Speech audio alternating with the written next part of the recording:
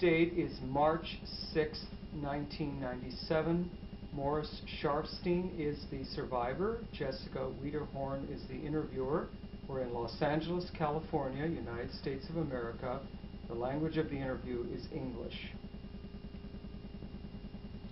Today is March 6th, 1997. My name is Jessica Wiederhorn.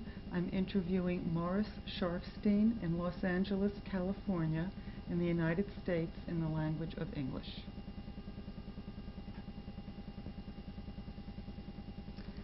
Please state your name and spell it. Morris Sharfstein. M-O-R-R-I-S-S-H-A-R-F-S-T-E-I-N. What was your name at birth? Moshe. Could you spell that? M-O-S-H-E. And your last name? Sharfstein. Would you spell that?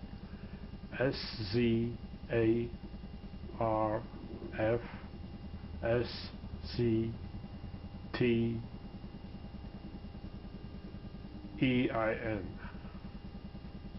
Did you have any other names, any nicknames? No. What was your date of birth, please? April 4th, 1923. And your age today? 73. What is the city of your birth? Krasnik. Could you spell that? K-R-A-S-N-I-K. In what country? Poland. Could you tell me the names of your parents? My father was Liza, like Larry Sharfstein. And your mother's name? Rose Sharfstein. Sharfstein? Yeah. Was that her maiden name? Yes. Were your parents related in some way? Yes. Do you know how? I don't remember how. They're cousins, I guess. Did you have siblings, brothers and sisters? Yes, I have a brother and two sisters. What were their names? The brother was older than me, Chaim Sharfstein. And my sister was in Poland, Feige Sharfstein, Bailey Sharfstein. Was there anybody else in your household? Anybody else living with you? No. Were there other extended members of your family living nearby? Yes. Was an uncle, Shmuel Lutwak. I didn't ask you before, what was the nearest large city? That's Lublin. Lublin. Yeah. Could you tell me what your father did for a living? Oh, he was a Schneider for the soldiers. He made the uniform for the soldiers. 24 Pulkowanov. What is 24 Pugalanov? That's the name. Pulanov is the soldiers for this division.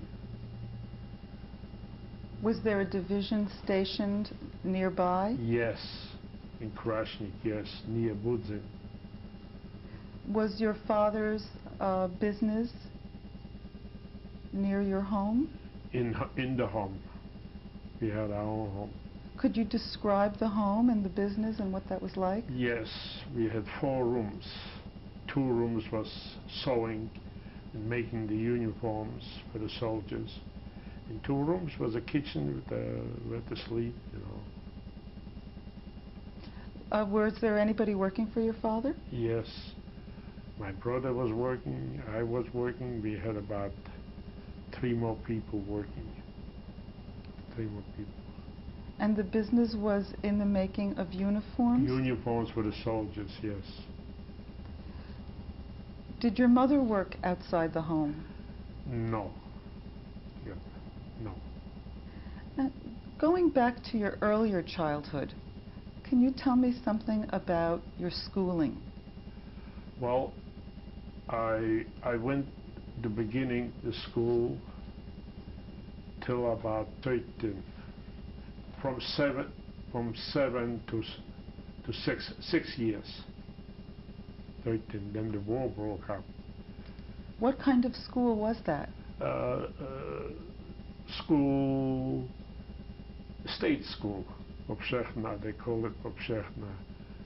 State school, like here in the United States, you know. Government school. It's not a private school. And describe what the classroom was like. The classroom was, we were, I would say, about 60 people in one room, 50, 60 people in one room. Mixed, Jewish and Catholics, most of them Catholics. Was it mixed boys and girls as well? Yeah, mixed, yeah. And what do you remember about your early education? A normal school, they learn how to write, to read, we have gymnastics, certain hours, arithmetics. Did you have friends in school? Yeah, I had friends as a kid, yes. Anybody special that you still remember?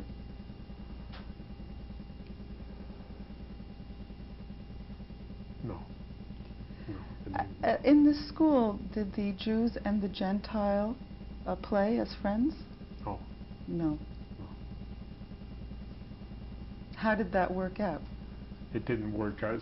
It was scary, and then we just waited the time to go out from the school. To go away from the school. They were not friendly.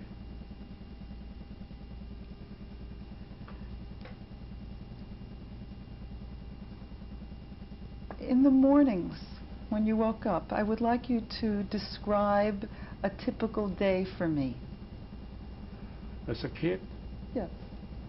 Well, I got up. My mother made something to eat. Then I walked to the school. With a friend. But I don't remember the name. Yeah, I do remember now. Bloody. Yeah. Yes, a Bloody. Yeah, Jewish friend. Yeah, we went together now. I remember. Yeah. Yeah. And after school? After school, we walked home, and I helped my father in that little business.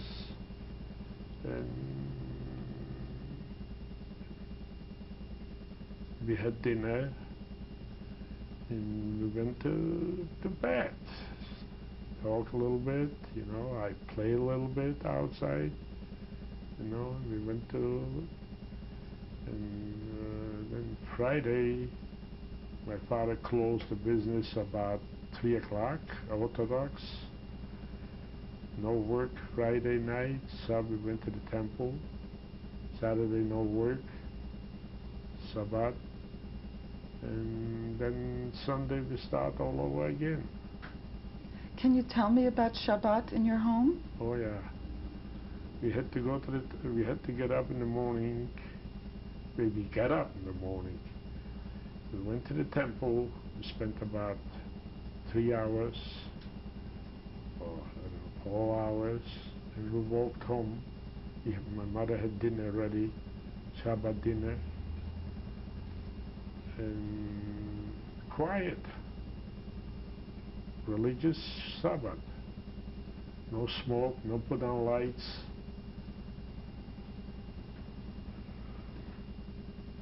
Do you remember any special foods that were prepared for Shabbat? Oh yeah, yes, it was challah, made moitza, fish, gefilte fish. We had chicken, compote, dessert, and, you know, and we had tea to drink. Was there a special seating arrangement around the table? Yes, the father was sitting in the middle, the hetman in the table. I was sitting on one side, my brother was sitting the other side, my mother was sitting across my father. The two girls were sitting near the mother, across each other. Normal. It's a normal way. Do you remember the conversation, the kinds of things your family would talk about?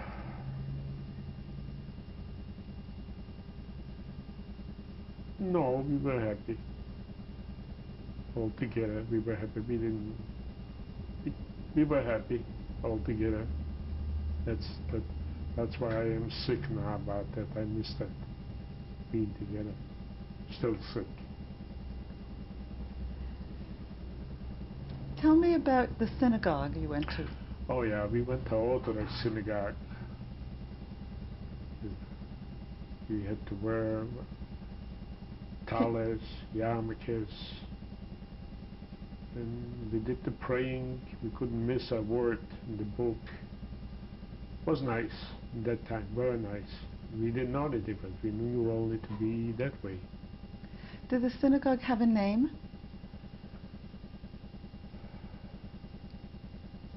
No, the synagogue. It didn't have a name. Just, I'm trying to remember the sign. Bes Medrash. Yeah, Bes Medrash, yeah. And do you remember the name of the rabbi? Well, he was a Turbiner rabbi, very, very popular rabbi, very Orthodox rabbi. Do you know what turbina means? Well, it's a famous name in the famous city, Turbine. It's a generation. He wore a white beard with a big yarmulke. He was very popular. Did you have any contact with this rabbi outside of the synagogue? No, outside, no. Can you tell me something about your Jewish education? Yes, I forgot. When I went home from the school, from the state school, I went private with a Jewish rabbi and learned Jewish writing and Jewish Gemara and Jewish history. How old were you when you began? Oh, I think I started 5 years, every day. Was this a school? Was this a school? A Jewish school? Okay, I had two of them. I had one private and one a school. Yes. I remember the school, the school, not private. It was by Jews. We had to pay a little money, whatever we could. You know, my father just happened to could afford it to pay, so he did. Were you prepared for your bar mitzvah in the school? Yes, definitely. Every day I had to go with my grandfather and learn by that rabbi, that Turbiner rabbi. He had a son too. The son was not a rabbi, a roof. He called it a roof, not a rabbi. A rabbi is the highest. Did you say your grandfather? Did you mention your grandfather? Yes, my grandfather, Velvo, Jewish Velvo. He made sure that I go through this learning. He went with me, sit near me, to have the bar mitzvah, yes. Whose father was this? My mother's. And he lived nearby? Yeah, not far, walking distance, you know. Well, can you describe or tell me about your bar mitzvah? Do you remember your bar mitzvah? Well, trying to say it the way it was. We didn't shoot in the shul. They called me to the Torah. Okay, I had to daven that time. They called me to the Torah and pray. And after the rabbi was praying for me, after the praying, we had a little cookies, tea. That's about all. Not like here, in the United States. We were very Orthodox. We didn't believe in we couldn't make it, the parties, whatever. As it's more modern here. I know my son had a bar mitzvah here, Temple, but there was music, it was all this like a wedding. What was your feeling about that day? Did you feel That time? at that time, was there a sense Oh, that I didn't know any different. I was happy. It was good. Normal. did you feel you had accomplished Yes, something? I did. Was Yes. that Oh, yes. a right towards manhood? Yes, yes. I was a man, yes, and felt good. Especially with your parents, your grandparents. I'd like to ask you some more about the city that you lived in. Could you describe the city and the population of the city? Yeah, it was a big city, Poviat. They called it Poviat, like a Gubernia, like Sacramento. You know, like Sacramento is the state of capital of Los Angeles. I lived in a Polish strip. We lived in a Polish, not we the only one. I know another one, Blada, which I said. The name was Kościuszki. That was Kościuszki. Kościuszki was a general in Polish, near church. And that not far was the school over there. It was a nice street, nice piece of area. What kind of a neighborhood was it? Well, most of them were Gentiles. It wasn't a Jewish section, like where the synagogue was. You know, we had to walk to the synagogue for the Jewish section. It just happened. It was a Polish. The post office was over there in the Kościuszki. The church, I said, and the school wasn't far away too. Class. Was there any special industry in this town? In this town, no, it was stores. It was Schneiders, like my father was a Schneider. And all the industry was out the town. In other words, close, but about 2 kilometers, 2 miles. The Polacks were farmers, not far away, farmers, and then it was that soldiers, that union, that 24 Pułk Ulanów, the army, a base, like I said to you before. What was the relationship like with the Jewish population and the soldiers?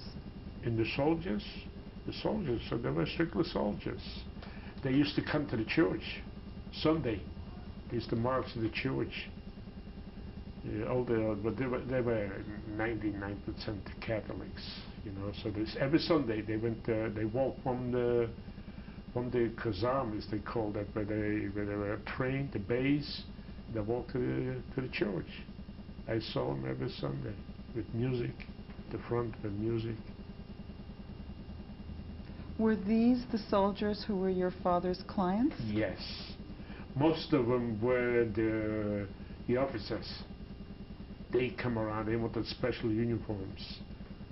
Like nice fit, nice, yeah. They were good, they were nice. They used to bring a lot of food, a lot of meat, chicken, nice.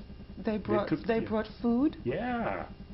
To my father, yeah. They you know, most of the Jews were Schneiders, operators, sewing clothes. But my father was a specialist in the uniforms. Was the food payment for his payment for his work? Yes, I mean for the uniform. Yeah, he paid. They paid. Yeah, I saw that. Yeah.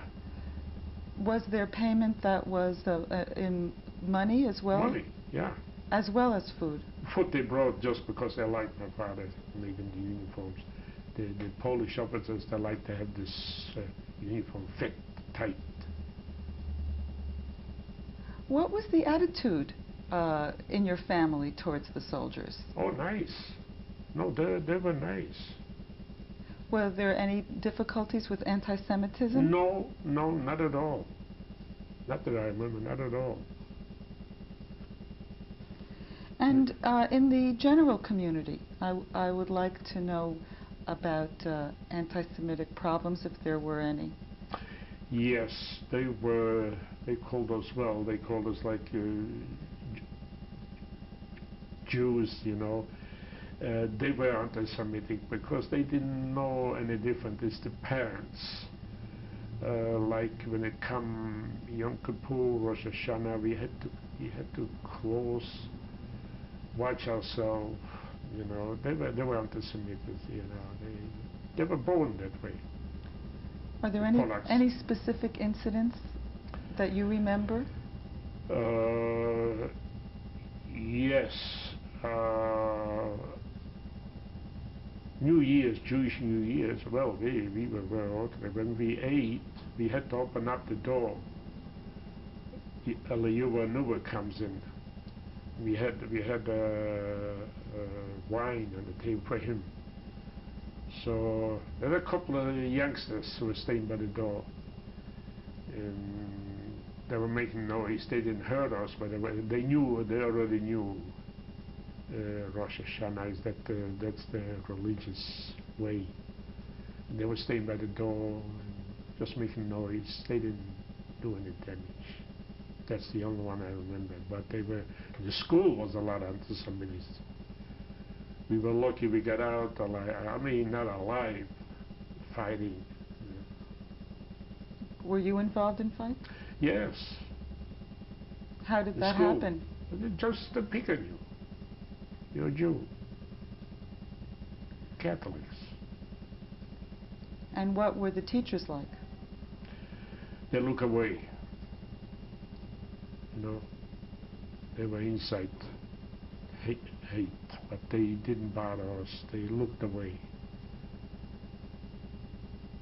They played the game.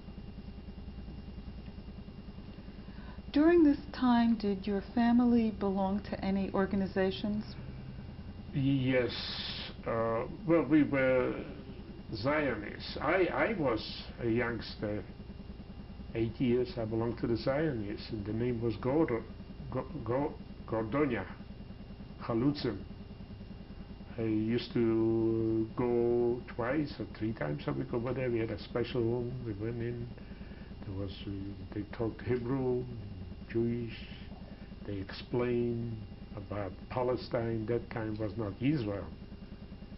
We were there. They used to make parties, dancing. And that I was there. How old were you when you joined? I was 8 years. Oh yeah. Was this encouraged by your family? Yes. We didn't stop that. As a matter of fact, my mother took me over there with my brother. She was waiting. We went home. Nothing should have happened to us. And tell me some more about the kinds of activities that you did there. It was not too many years. I was busy helping my father, already helping like a grown-up man. I loved it. I went to Gordonia almost every night in the evening. We went over there. We entertained. We talked. We danced. There was one guy, one headman. He knew about Palestine. He was talking about us, you know, spend the time. What was your feeling about going to Palestine? Good. In that time, good. Were you thinking you would go? Go where? To Palestine. No, I couldn't think that.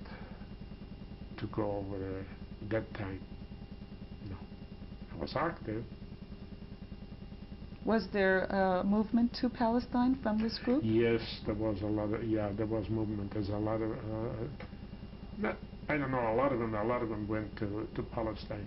Yeah, they were very active in the in the Palestine area.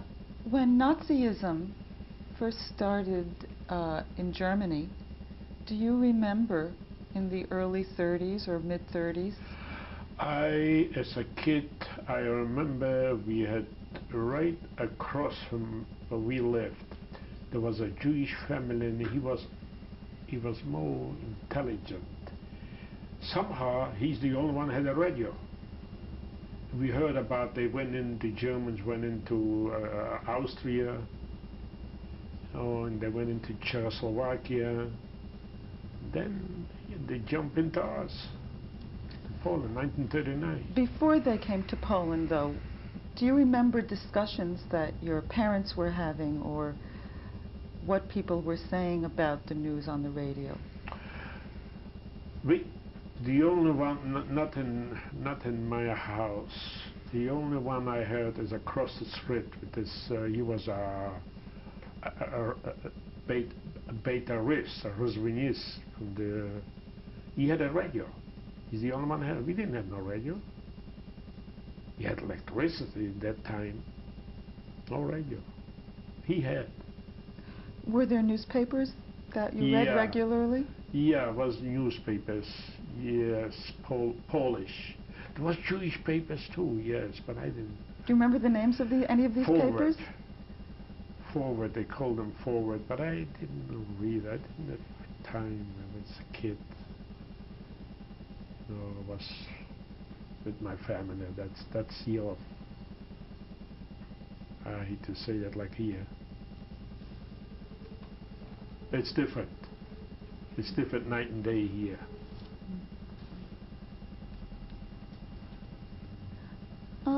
Is there anything else you remember from your childhood that we haven't talked about, or from your adolescence? Well, I told you that I went into Haida, private.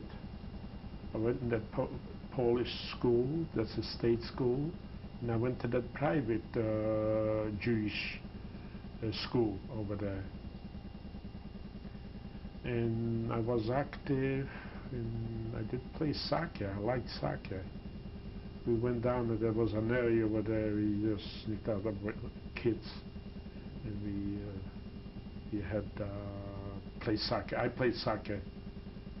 I was swimming over there. There was a river over there where we played soccer. I swim, spend the time. I was very happy. We run. Were the soccer teams organized? Yeah, organized. That's a Jewish soccer team from the Gordonia. I still love it, the soccer. We played in the school too. They teach us in the school too. Okay, we're going to stop now and begin again on the next tape.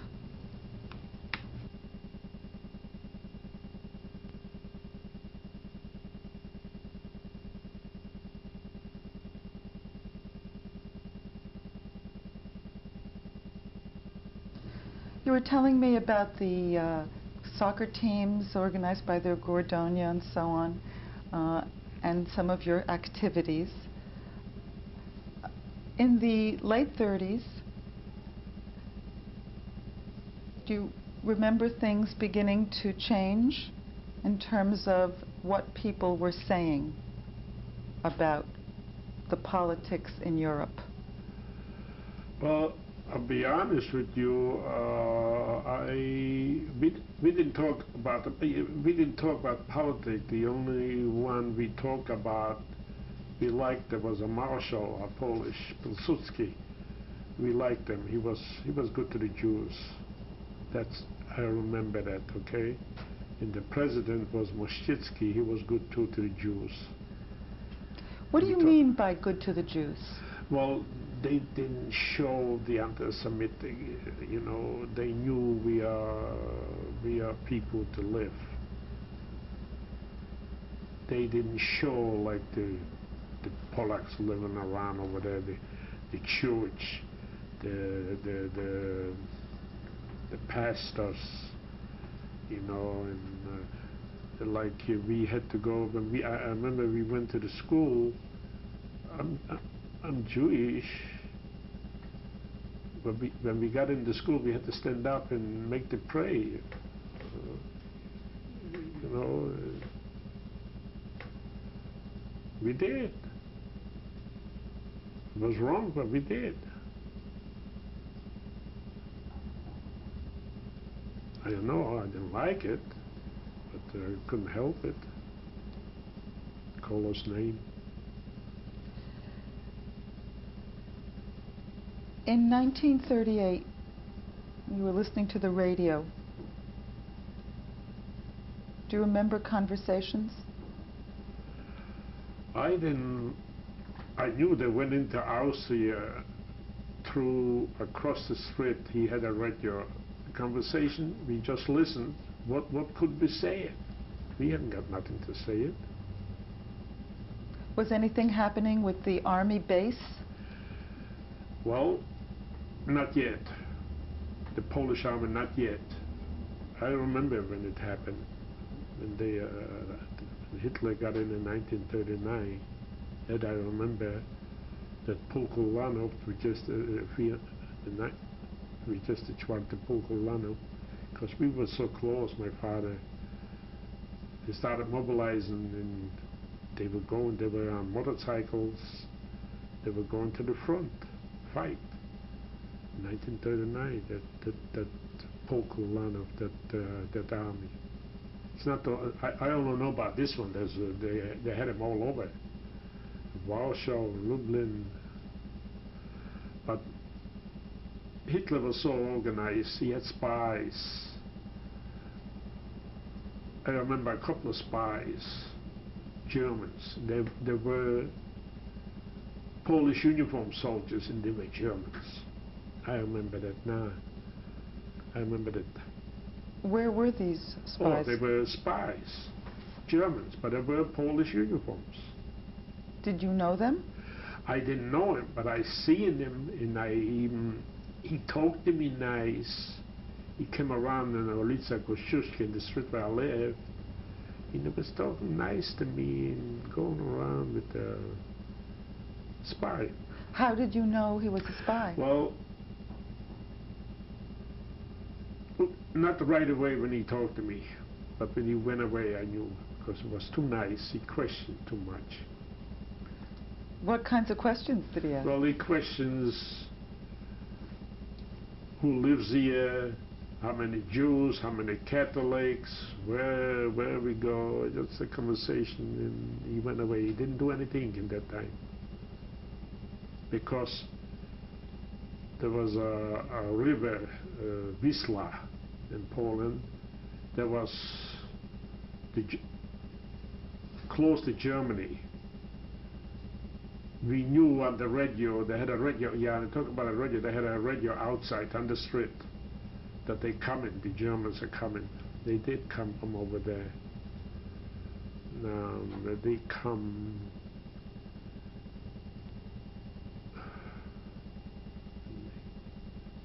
that they come, they were close to our city.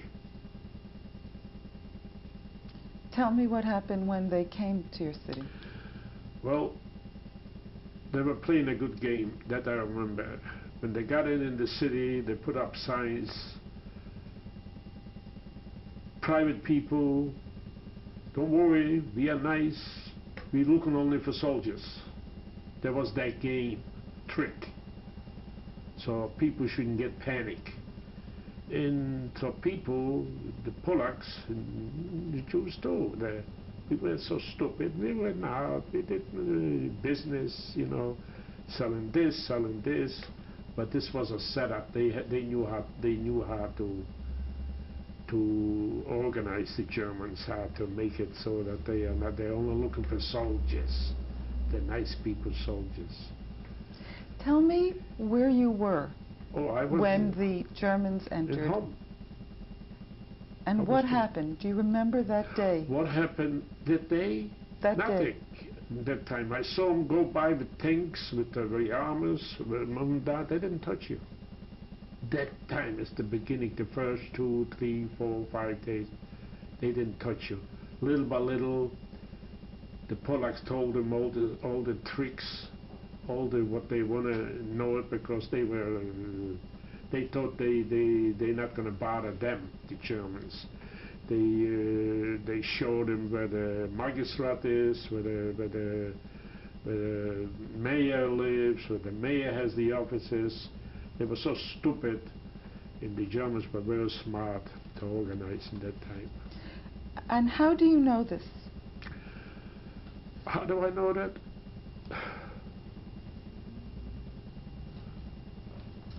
Because they started going later.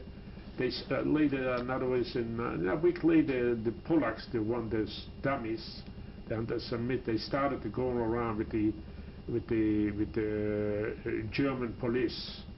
Started going around, showing this is here lives a Jewish guy. He's rich. Here, the Jewish guy has a store. There was a lot of rich stores showing here is. This one is rich, this one is rich, so they picked right away on those rich ones, you know. What do you mean? What I mean, they picked the money, they robbed them, then they started taking to work. I had to hide myself. They picked me to work in the street, cleaning the street. How long after the Germans entered did this happen? Oh, it happens, I would say, 8 days. Between 5 and 8 days. What happened to the army base? The army base? Well, it's simple. In the war, 1939, they all went to fight. The army base, the German army took it over.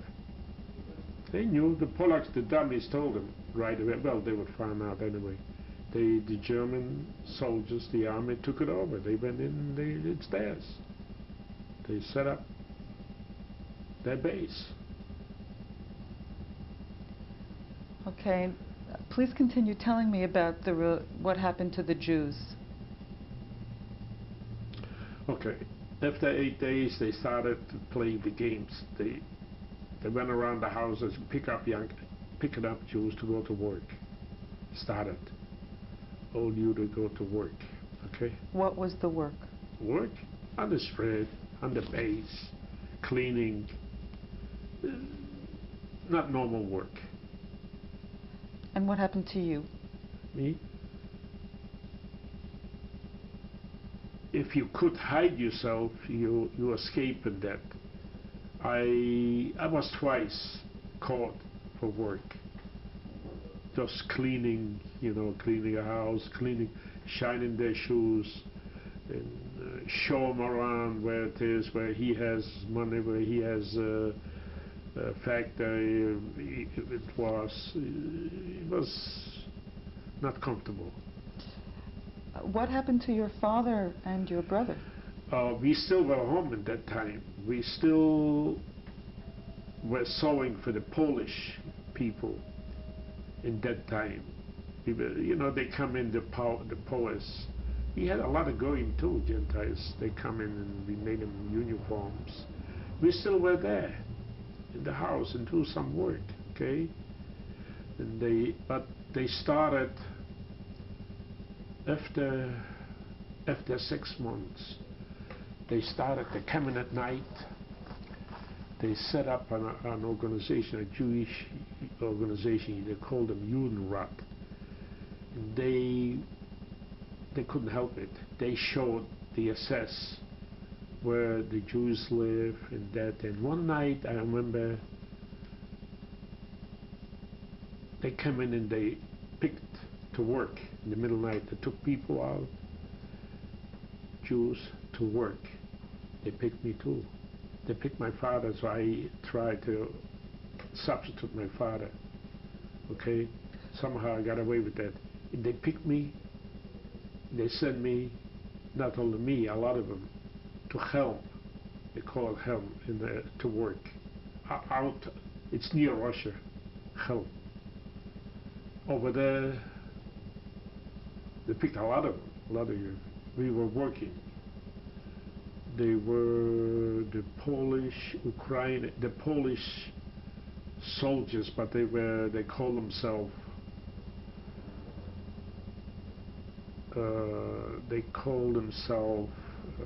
Polish. They were Germans, half German, half Polish. I forgot the name they called them, so they wore black uniforms. And we worked over there in that helm. I remember we digged a river over there. We worked over there and we stayed over there. But my father was very, he had a lot of going friends. He sent a horse with a wagon, with a goy to the. They knew where we are. I don't know how. I never. No, I guess they must have told him at that time, playing the games. They picked me up. He paid money to go in and pick me up home. And I went back home. How far is Helm from Oh, Krosnik? it's quite far. We went by train. They took us on a train. It's quite far. I think it took us a day and a night to travel over, take us all over there. We were sleeping in the barracks. Terrible. Food was terrible. Just the beginning. What kind of food did you have? I don't want to remember, and I don't care to remember. It's no food. Continue telling me how it was you were able to leave Helm. Oh, that was paid off. See, my father paid off. Even that soldier too got paid off. Do you remember how it was exactly that you were able to get out? What happened? Well, they come in. The guy, the Polak come in, ask for me. And the soldiers who were watching got paid off to let me out. It's money that time. And I got lucky. I got out. He took me out by paying off. My father was very guilty. Well, he felt guilty. He felt because they wanted to take him. So I substituted him. And what happened next? I got back. And I got back from over there. But it was, that time is already, I think it started, it was already 1940. It started every day. The Germans looked for Jews to pick them up, to liquidate them. It was miserable already. What I would like to know what you saw when you returned home. What I saw is we were hiding. Then one day they asked all the Jews to go in that ghetto where the synagogue was, and put us in one place. Excuse me, before you go to the ghetto, were there any other anti-Jewish measures before that had to do with the businesses or the wearing of the Polacks? The Polacks worked with the Germans just like brothers. That's like they do. The Polacks were the worse than the Germans. Before the ghetto, were Jewish businesses still operating? Hitting. Was your father's business still operating? Hitting, hiding. Did something like connivance with it, just to escape, to get something to eat, to have food, secret. Was there a curfew? Yes, it was a curfew. We couldn't go out. I don't remember, 5 o'clock or 6 o'clock, we couldn't go out in the house. That was set up by the Germans and the Polacks. So then, most of the time they came in at night and took us out. And shipped us away. Not before, first they sent us in a Jewish area over there in the synagogue. It's like a ghetto where all the Jews. It was easier for them to pick. Were the Jews told to wear an insignia? Yes. What was that? I wore, on the arm, a Magen David, You had to wear, all the Jews had to wear this armbands. Do you remember how you found out you had to do that and how you went about doing it? I remember one thing, I'm a Jew. I was supposed to, they had signs outside, we had to wear it. There were signs outside? Yes. Where were these signs? Oh, on the streets. That all the Jews have to wear bands to recognize. for no reason. Do you remember making the bands? No, I don't remember making them. I got them, and I don't remember how I got them. How did they come? I know I put them up on the arm. And how did you get food at this time? Home? Food. Food? I don't know. We ate whatever we can. I don't know. I don't remember. Honest. Was your family still together at this time? Yeah, at that time we were still together, yeah. Until we went to that ghetto, that over there in the Jewish area, which they put us, so it'll be easier for them, for the Germans to come in and to grab us at night, and they ship us away in a train, the families, to crematorium. They say they sent us to work, which they were lying. How did you get to the ghetto? How did I get the gig of my home?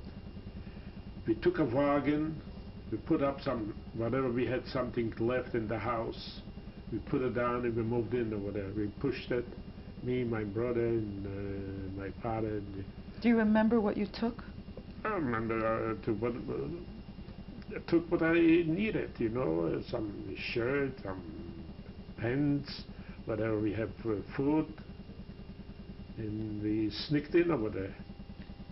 Do you remember what people were saying to each other at this time? No. Scary. Scared. We didn't know. We didn't have no communication with but the thing is that the way the Germans organized, they took the Judenrat, the couples, they call themselves couples, the Judenrat, they helped them, the Germans, but that was a politic from the Germans, that the couples, the Judenrat, they wore two uniforms, black uniforms with bands around, and they helped the Germans to fight the Jews, you know, to send them away where the Jews live and what they have. Who were these people? That was like from the Judenrat. They call themselves, then they were kapos. Were there Jewish police? Yeah, they're Jewish, yeah. They worked with the Germans. They had no choice. They didn't understand that at the end they're gonna go. Okay, they did. When you left your house with the wagon on your way to the ghetto, do you remember when that was? Do you remember when it was? Oh, it was already, I think in 40. Beginning 40 or the middle of 40, we went over there. They put us over there, all the Jews, to be over there. And so where did you go exactly? I did go the same thing. Where did your family go to? Where did your family? We had one room. Where was this room? Right there where the Jewish ghetto was, behind the synagogue, a shul. How big was this area? It was big. It went to the street. It was big. It was a lot. It was a Jewish area before, so that's the reason they put it over there, where the synagogue, the shul is, so that it's easier for them to pick the people and ship them away like cows. Do you have any idea of the size of the ghetto at all? I cannot size it up. It was big. I was a kid. It was big. A lot of Jews. And they brought from other states too over there in this area to Krasny. A lot of Jews. Was the ghetto separated from the rest of the city in any way? How was it separated? Well, they put all the Jews over there, and they took out all the Goyim, the Gentiles from over there. Lived some of them, so they shouldn't get mixed up, make mistake, and go. Then they want to pick the Jews. Was there a fence? No, at that time was no fence. Was the area. And can you tell me a little bit about what life was like in those early days of the ghetto? What can I tell you? I don't want to even start that. Miserable, that's all. Scary. Every night they come in, they pick people out. I remember one time I had to we built in the wall a hole, and I was hiding in the hole. Me and my brother were hiding in the hole. Because they went around at night and pick. You know, it wasn't easy for them either to do it, you know. So every night they went and picked till they liquidated. When they liquidated, they took out on the street. You know, on the street, they called it a yarmark. And from over there, they shipped them away. Did you see that? Yes. Do you remember when that happened? Yes, I remember when it happened. In that time, you know, they still had left the bottom some Jews in that ghetto, better Jews. They were still there till 1944. Now in that time, you know, they sent me to, we were walking. In the snow we were walking, so they Who sent is me. we? Huh? Who is we? Oh, the youngest. Me, my friend, my brother.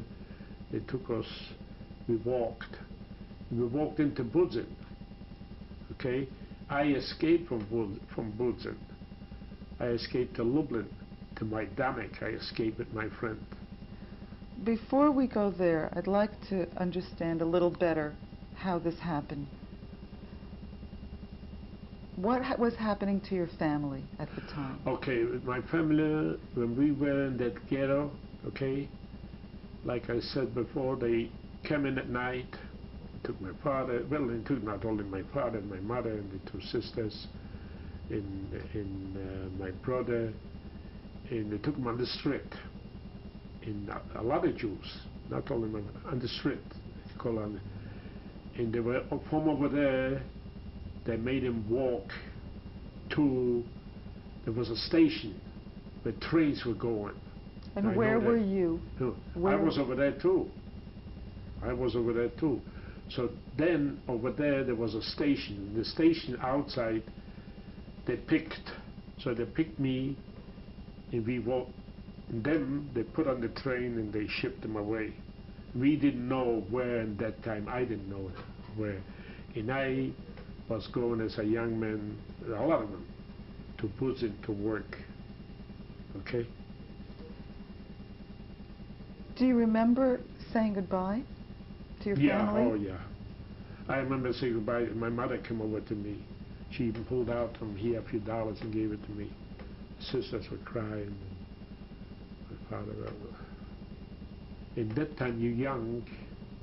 I didn't know. Just, I didn't know. I just didn't know. Where did they think they were going? We were going on a train from over there, on a train, and they shipped them away. Where? Where to did Lublin, they think? To Lublin, Majdanek, in the crematorium. That's right. Did people know about that then? Well, we know, but we didn't. We know, but we didn't figure that, you know, that it's going to be so bad that they're going to do that. The Polacks helped them too. That's why most of the camps, most of the crematorium was in Poland, because those dummy Polacks. I wouldn't give you a dime for them. I didn't even want to go back after the war over there to them.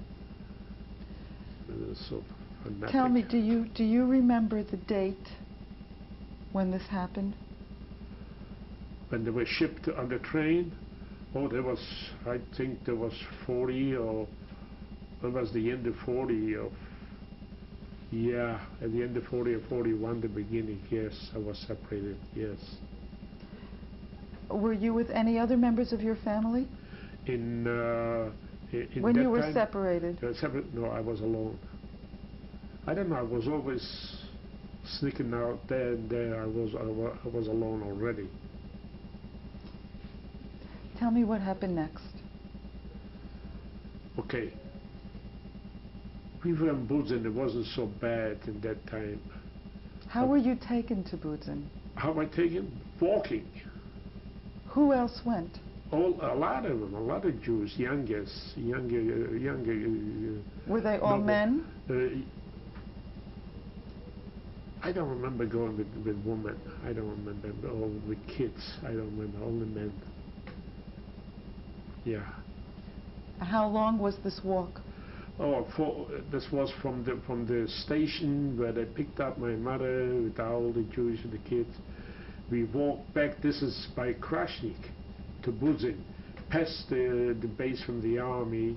Oh, we walked. 4 hours, 5 hours. We walked. The Polacks were looking on us, saying nothing, staying inside. They were happy. They didn't know any different. They were Polish. They suffered plenty too. That doesn't count, you know. Oh, they suffered plenty. Where were you taken in Budzin? Where I was taken in Budzin. There was the beginning. There was ammunition. There was built by the Polacks.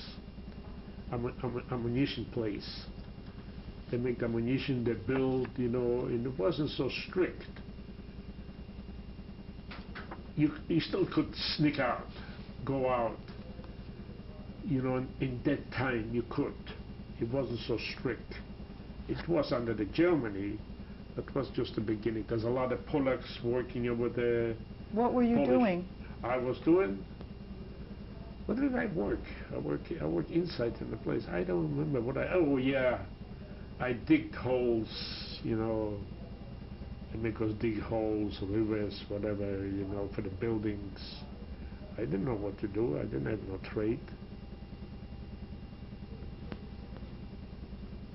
And when you say you could sneak out, what did you do? Means this way. It was no wire fence in that time, in that Budzin. The guard, you could, a lot of Polacks go in and out to go to work. You could go out. You could sneak out. We did sneak out. I did sneak out. We took a chance. We went out, just like the Polacks. Okay, we'll end here and begin again on the next tape. Okay.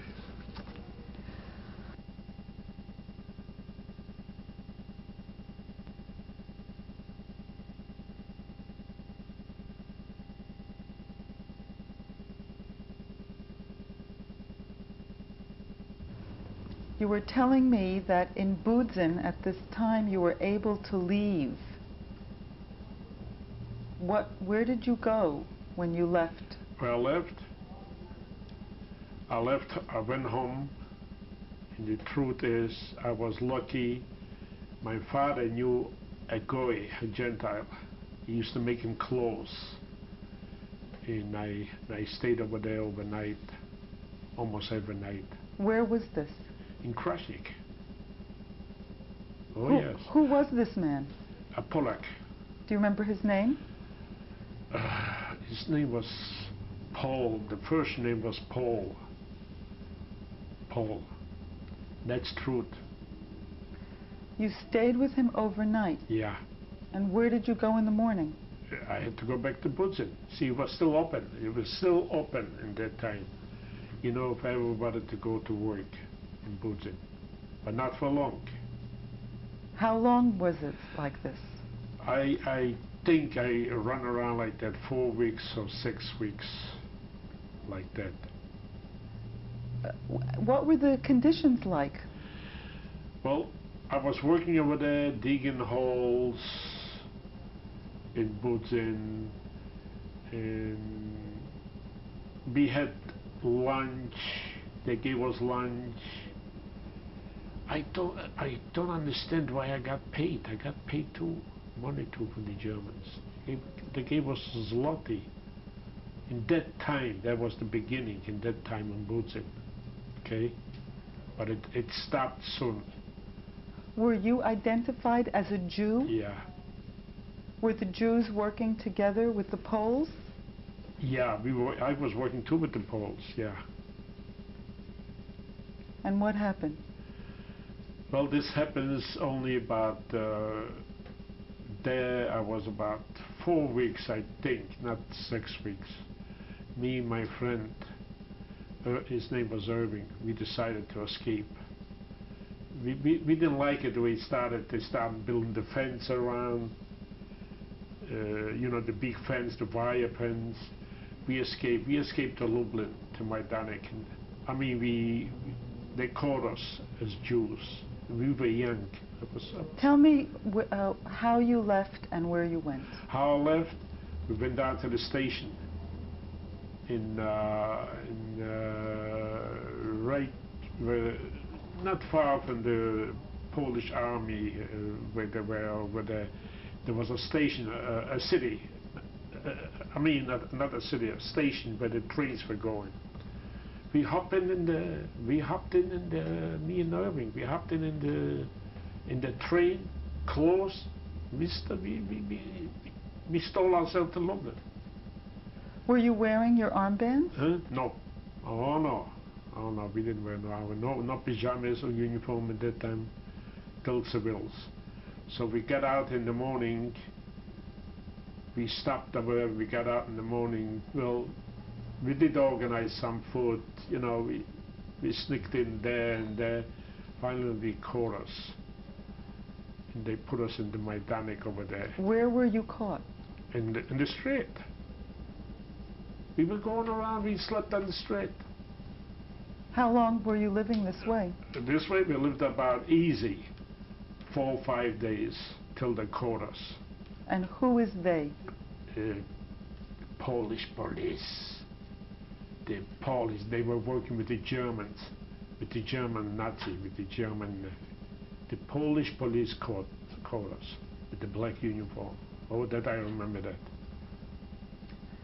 When they caught you, what happened? What happened? Żyd, Jude, I mean Polish, Żyd. How did they know? Oh, they saw we going around, we sneaking a piece of bread here, we sneaking a piece of bread there. They recognized. That was recognized very easy. So they took us to Majdanek over there. And they How did you go to Majdanek? How did they go? He took us in a wagon with a horse. We were two, me and my friend, we were another two of them put together. They were in jail, waiting to do or to kill or to be or to send us to Majdanek.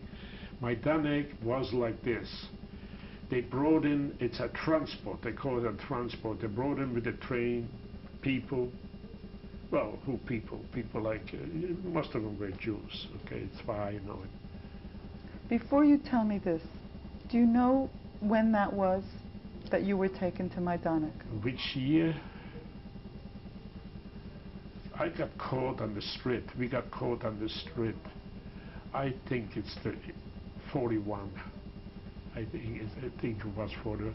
Who knew about day? I didn't even know when it's Monday, when it's Tuesday, when it's Wednesday. You know, I was a kid. I was in that time 15 years old, or 16.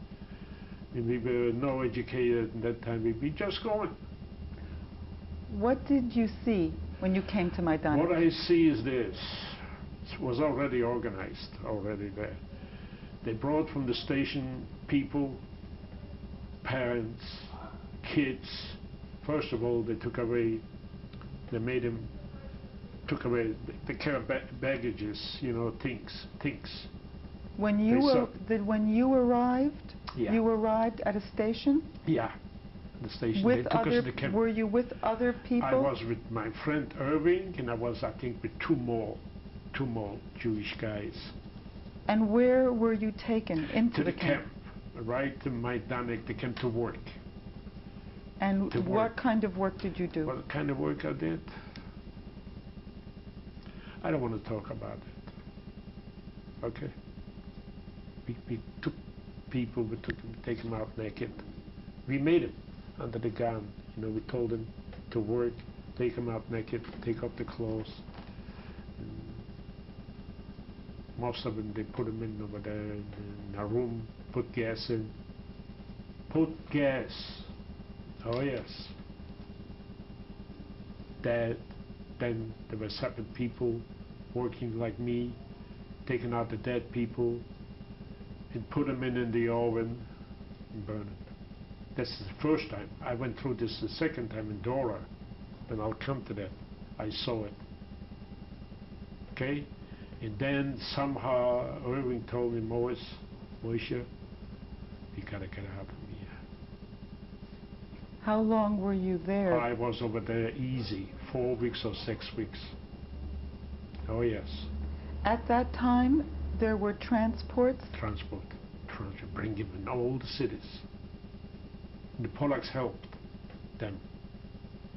The Polish police, they wear uniforms, and the Polacks, they call themselves, what do they call themselves? They were like half German and half Polacks, they call themselves, you know. I forgot that name. It's something I know.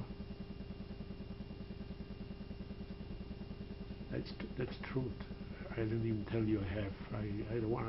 I saw we gotta get out of there. We gotta go. Or we're gonna be. You know what they Were did? you selected? Were you selected at some point? Yeah. To do. To work? Well, of course. How was the selection done? Let's play. Arbeit macht das Leben süß. To go to work, and there was most of them was Polish anti-Semit working over there took us to Polacks.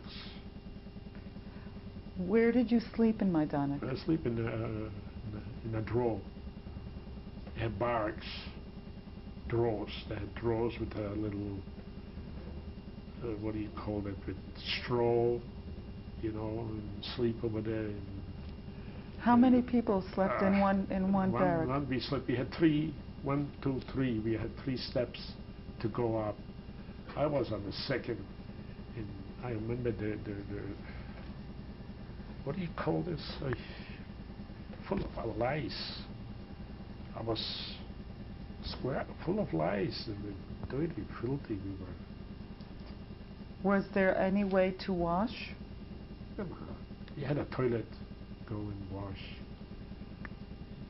Toilet. Tell me about the toilet. What was that? Toilet was big toilet. It was a lot of toilets over there. Dirty, filthy to wash, you know, and you wash by hand. You wash your face by hand. You gotta go in the toilet making whatever you have to make it one shot. You're lucky you got that. What do you mean? Well, we were lucky we got that. See, the SS, the police, the Polish, they got nice ones. We couldn't go over there. We were watched in every corner. We were watched to do what we had to do. Every day they brought transport with people. What time were you awakened in the morning? In the morning, 5 o'clock.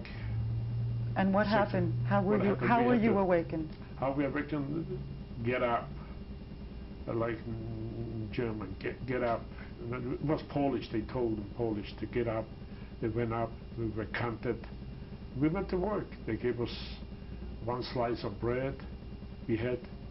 In lunch we had some soup. We had. And I remember the transport, when they come, the transport, they took away everything what they have, and they separate women, kids, men. They separate, and they had rooms, big rooms with gas set up over there, and they put them in over there. We know what's going on, but we didn't have the feelings, you know. We couldn't understand. We were, what they doing over there. But then, when we saw when they take out the dead people and they put them in the oven to burn it, just like you take a piece of wood, shove it in. Oh yes. That's the first one I saw, and then I saw in Dora the same thing. At the end of the war. That's true. I feel like, never mind. And what happened? What happened? This happens every day like that. And we knew the end we're gonna go. So we decided to escape. We did. Had you heard of that it was possible to escape? No. We just escaped. No. How did you? How did you do that? We got out at night. Me and him. We got out at night. We had. It's probably a lot of them escaped.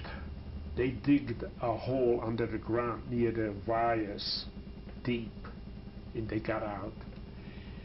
And myself too, we saw it going in there. We thought they were working over there. You know, they working over there. You saw what? We saw that hole, the way they escaped, but we didn't know they escaped. We thought that they working there, making a hole. One time we went over looking over there. We saw there's no end. It's going. It was already worked by the Polish soldiers. Was over there Jewish. It was over there, and it was already made. One time we went in. The hole was made? The hole, yeah, always already made. It was we had it already the easy way to get out. And the first time we went back, we were scared. But every day we got a little bit sick and tired seeing what's going on over there. We escaped at night. We got in, and it took us at least walking, at least a half hour or 3/4 of an hour. If we went out in a street, from one end to the other street, it was at night. And we tried to go back to Budzen, and we did. What were you wearing? Well, in that time, the pyjama. I was wearing the pyjama, and he too, we had a number 2. We had no choice. We escaped that night, a whole night. We escaped, we went over. Just happened 1% from the Polacks were still good. 1% from the Polak. And they took us, we went in on the train in the corner. He was the Polak, he was still good. He said, we are from jesteśmy z Kraśnika. I speak that I'm good Polish. We want to go back to Budzen in Krasnik. He knew what was going on. He let us on the train in a little hole on the side, and he took us back to Krasnik by train overnight. And we got back in Krasnik, and we went to Budzen. At that time was already all the Jews were there, but Polacks too. We were there working. I was there working. How did you get back into Budzen? How did I get back? Very, very easy. Just lucky. We got back overnight. And we knew already. Once we got into Krasnik, we already knew that where Budzen is. I knew it. He knew it. And we got into Budzen and we worked over there. Were you wearing the pajamas? Yes. They all. That time, all the Jews, the ones that good to work, were the pajamas with the berets, and I had a number here, and we were already wearing the uniforms. And I worked over there. As a matter of fact, I'm not going to forget it. I was working, and there was one assessment. He was working, and he gave me bread and butter. He says, "I'm one of you." He was way back a Jew, you know, but he didn't want to give himself up. He couldn't escape. He said that he was very nice. He gave us bread, butter. He was watching us. This was in Budzen? In Budzen, yeah. You said now Budzen was different. Yeah. What had changed in Budzen? From Budzen was already, we worked over there, but at night they took all the house with the pajamas, and they took us in that lager. Was a camp, walking. It's about, I would say, an hour. The barracks where we slept. So I slept over there. At that time, Noel Stockman was the commander from all the Polish soldiers, and we slept over there. At that time was Fikes already there. Who was Fikes? He was an assessment, and not the Fikes. Oh boy, well, it was terrible. Always with a horse, with a machine gun. Always with a horse, with a machine gun. He had an underchauffeur. He was the Oberchauffeur, they called him, Fikes. And he had another one, an underchauffeur, I think he was an assessment, but he spoke Polish. That was And when you say he was terrible, what do you terrible. mean? Terrible. When he got drunk, he wasn't far away in a building, living over there with the assessments. You know, which they were watching us. It was Polish assessments too. Polish with black uniforms. He got up in the morning, he got up on a horse, came in with a machine gun, just like birds, shoot, kill us. And one time, I can't forget that. One time before we went in the morning, we got up to work. We went maybe thousands, you know. We went to work over there in Bosnia. Bosnia was big ammunition place, you know. We didn't make ammunition, but there was work around to dig holes, to build, to clean, to sweep. So we didn't go right away. We didn't go to work. He stopped. It was already dig in the ground a big hole, a long hole. We were standing. We were walking to work. He was there, and the underchauffeur, and a few from the black uniforms.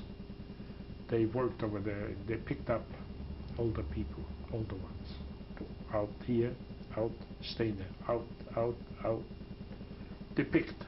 You know, we were going, walked and picked. And I was lucky. I went to work. And we walked a little while, 10 minutes, 15, we heard shooting. Bingo, bingo, bingo, bingo. And we knew what they did. Now there's another thing happened. We worked with the Polish soldiers, the Jewish soldiers in Budzin. In that time,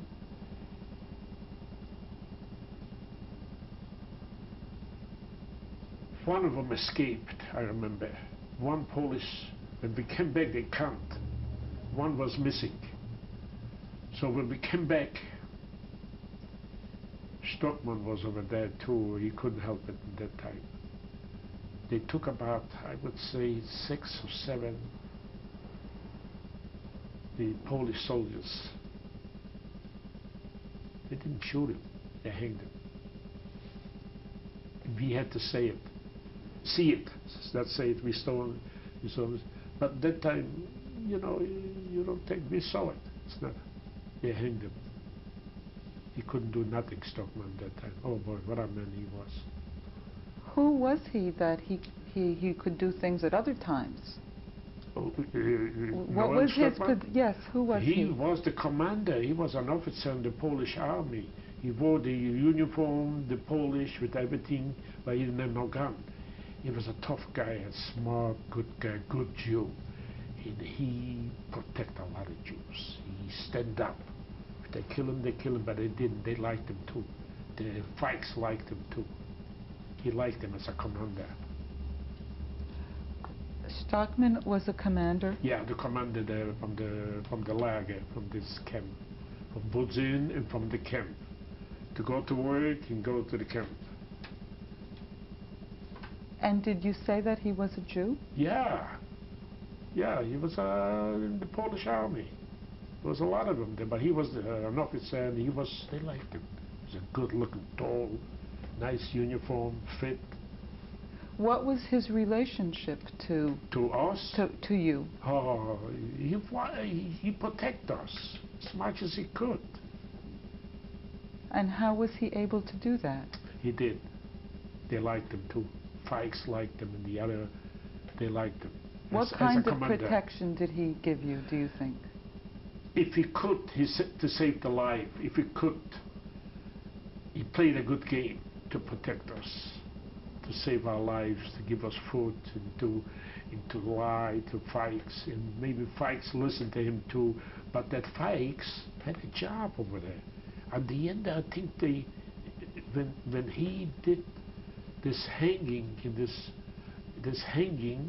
the soldiers, in this killing over there, somehow the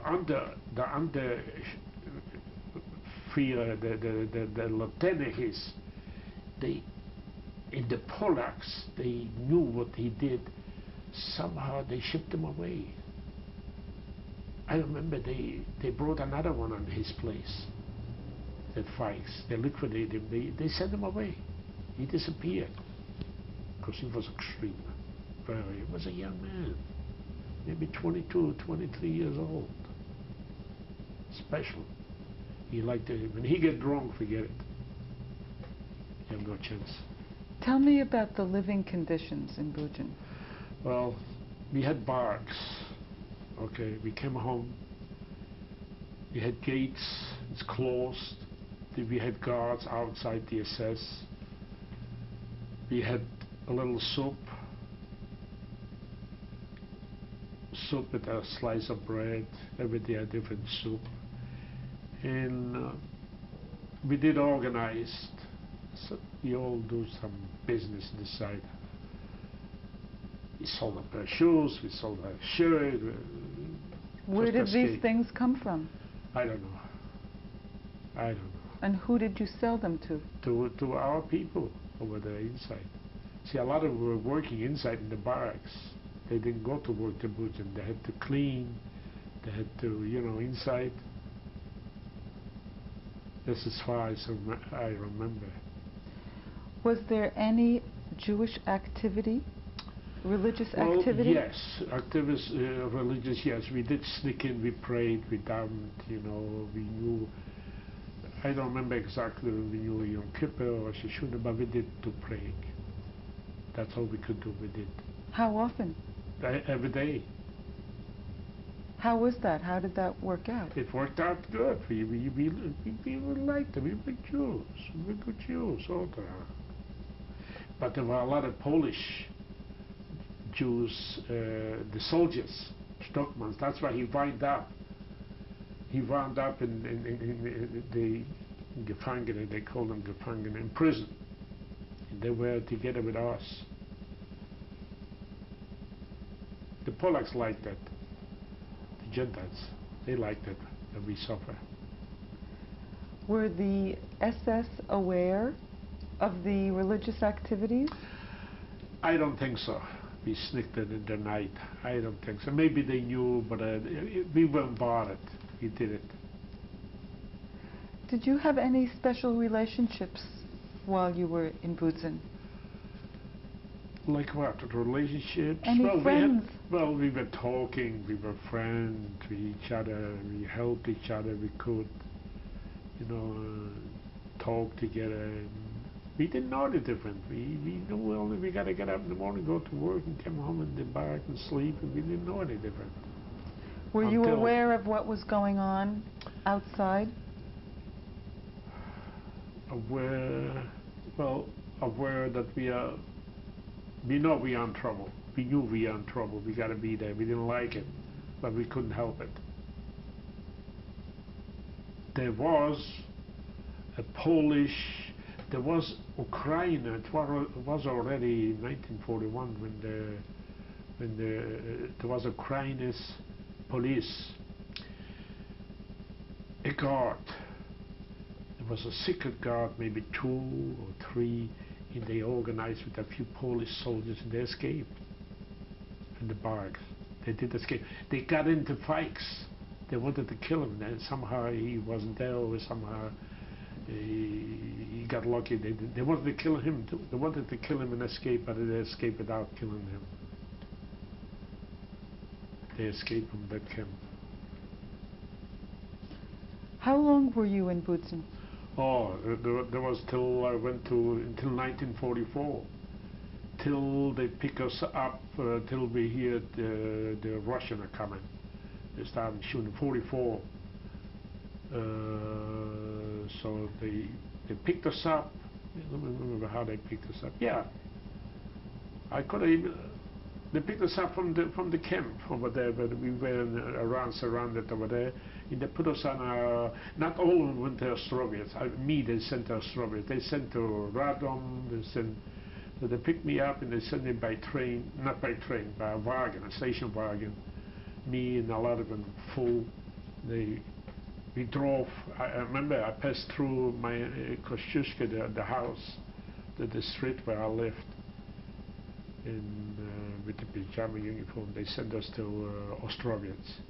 And it's amazing. We got into Ostrovets, we saw the Jewish working, but they didn't wear no uniforms. They didn't have only numbers here on the side.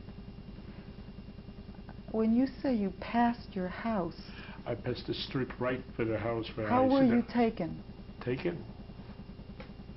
The truck drives, and we taken.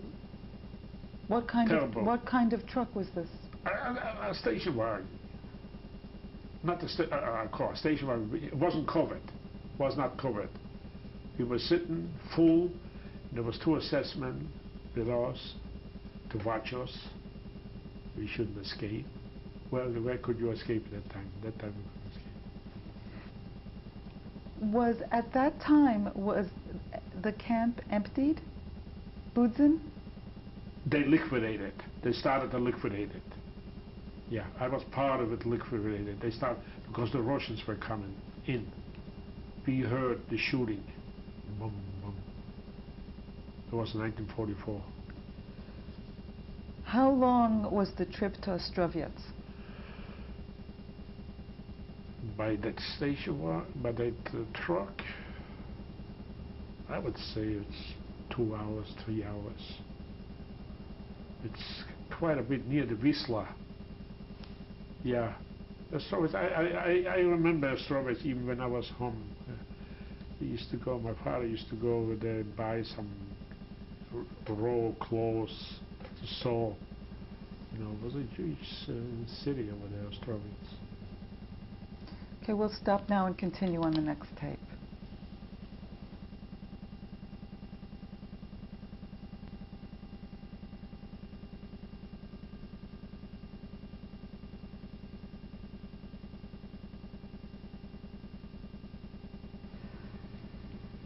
You were saying that you were taken by truck from Budzin to Ostrovets. Right. What happened when you arrived in Ostrovets? That's plain. We arrived. There was already a camp, working camp.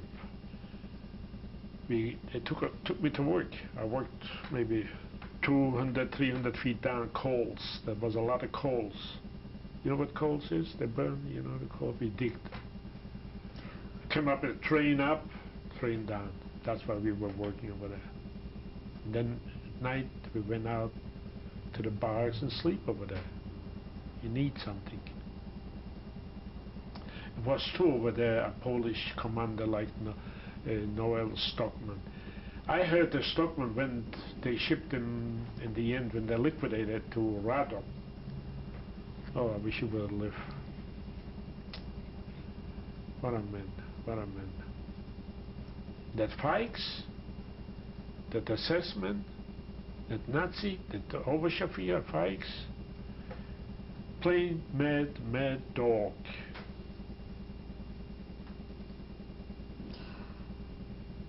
What were the SS like in Ostrovets? Ostrovets was not SS. Maybe the commandant, the whole commandant, was one, as far as I know, it was an SS. But they were a commander like Noel Stockman, one Jewish man, and they were the half Polish and half German. They wore black uniforms. I can't remember the name of the Ukraine. They were like Ukrainian, but they speak German too. But they were secret. They were not Polish. They were half Polish, half. They were watching us. They were there. There was no assessments. Then what were the living conditions like in Ostrovets? Well, living conditions. I was young. They gave me something to eat. I worked in the coals, and I survived. But we were long there. The Russians were coming. Do you remember when you arrived? In Ostrovets? In 44, I think in 44. Do you know the month? I think in April. I think in April. Yeah, because they still have time with me to liquidate it from after Ostrovets. That was the time for me. I could have stayed there. A lot of them stayed there. So I didn't. It was winter. We walked in the snow. We walked to Buna. Before you tell me about leaving Ostrovets, is there anything else that you remember about the time you spent there? In Ostrovets? Yes. It was a plain camp. Was run inside was run by Jews. The outside around was the Ukrainer, with the guns watching us. We shouldn't escape. Even a Jewish couple. There was a Jewish couple who were yellow. Took us to work over there. It was.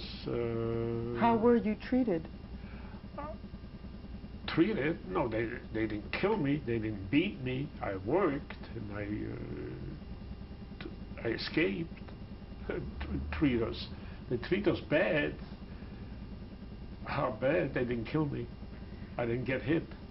Was there any religious practice in Ostrovets? Yes, we prayed. We prayed over there a lot. Yeah, it was a Jewish city.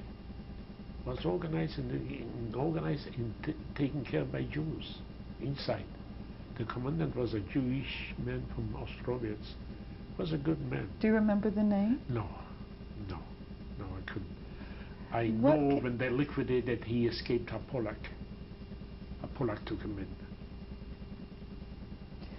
Do you remember any holidays in Ostrovets? I don't know. We prayed every night. I don't know what holidays. We didn't know when or what. We didn't have any papers and nothing. We didn't know no rules. What were you talking about at the what time? What were we talking about it? You have a piece of bread? You have something to eat? Or did you organize something, a soup? Do you have something to sell? Do you have bread to eat? Can you spare some bread? Did you organize? That's what we were talking about it. Escape day by day. Well, we got to talk. We heard about it hard that the Russians are coming because they shipped us from Buzin. The Russians come in over there, 44. They came fast. Where? Oh yeah, Buna was with the Russian soldiers. Buna, not Nostrovets. What was your physical condition like at this time? That time, I'm alive now. I don't know. I was skinny like hell. I don't know. Had you been sick? I don't know when I was sick. Tell you the truth. Till I got shot. I was shot in the American bombs, the Englishmen in the train. That time I knew what sick is. No, I don't. Honestly, I don't know when I was sick. And otherwise I wouldn't live now. Try it. And I'm the same way now. I'm a survivor now. Yeah, I'm surviving now too. Because I was good. God is watching me. Okay, so what happened at the end of your time in Ostrovets? Well, like I said, they took us out. We walked at night. A whole night we walked in the snow. It was winter already. In the Russians, we heard the Russians shoot. We knew already that the Russians are coming. You know, it smelled. We had some Polacks saying that the Russians are coming. We walked in, to a place where was trains. You know, the trains that go on the station. And they put us up over there. And they took us into Auschwitz. What kind of train was this? Open a train like cows. We were sitting like cows. And took us in over there to Auschwitz. How long a train ride was that? Oh, there was a whole night, maybe 2 nights, 3 nights. Who knows? Who remembers? A long time. Were you given any food? Are you kidding? We, we, we organized. We stopped. They stopped the train. We got out. We eat whatever we could. I don't remember. I ate raw potato, grass. We didn't have no food. Who's going to give us? The train was stopped? Yeah. And were the doors opened? Yeah. Who was guarding the train? SS.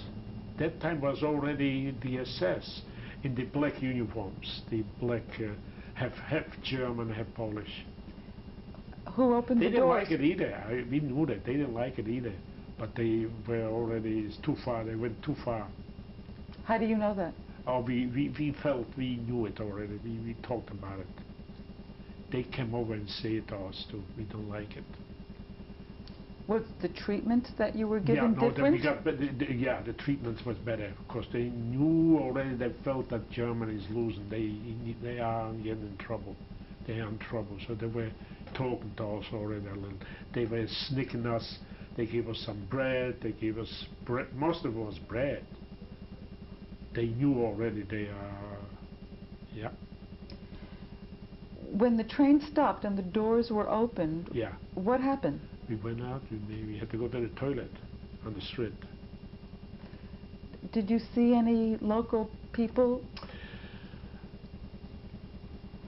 Yeah, we saw local people, but we couldn't. We couldn't. They couldn't do nothing to us. They were afraid for themselves. Polacks, Gentiles.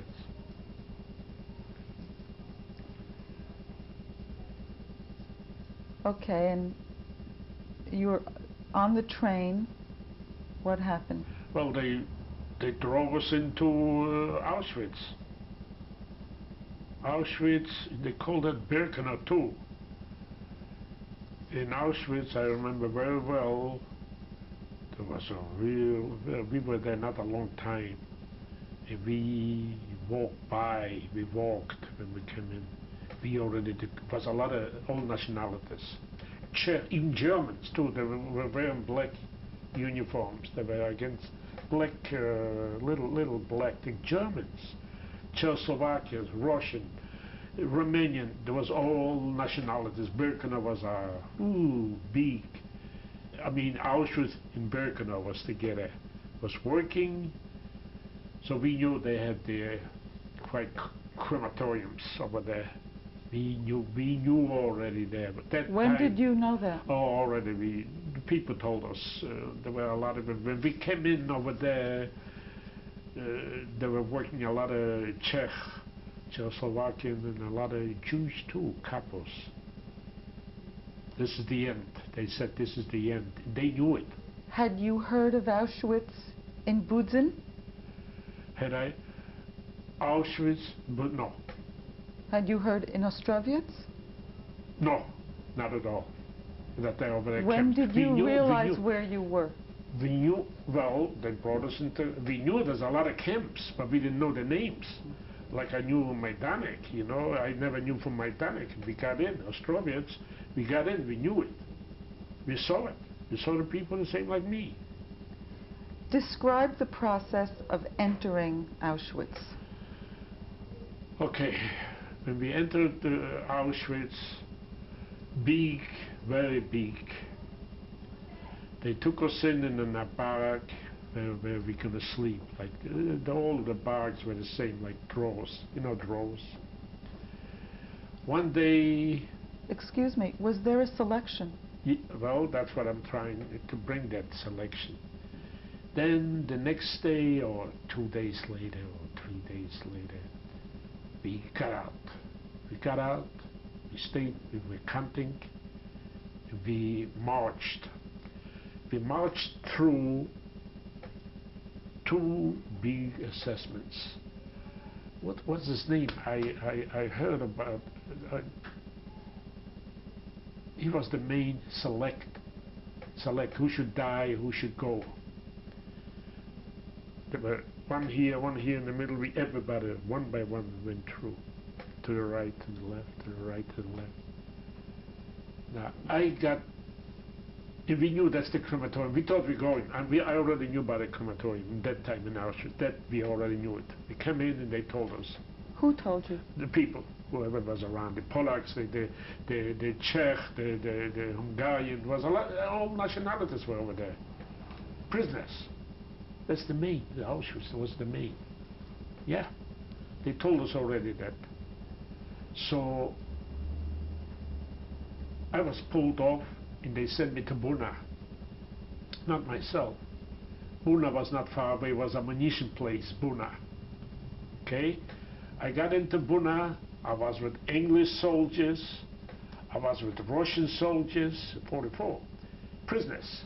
We were working together. I'd like to ask you, before you were taken to Buna, were you given a number? Yes. I forgot to tell you, that's the number I have. Yeah, in Auschwitz. That means I had to go to work. That's the Auschwitz, the number. How did that happen? Could you read the number also? I'm sorry. B5294, I think, 49. What happened in Auschwitz when they select me separately, they put me numbers. I forgot to tell you that, yeah. So that means I can go to work. I'm okay. I'm still okay to use me to work. Not only me. There's a lot of them.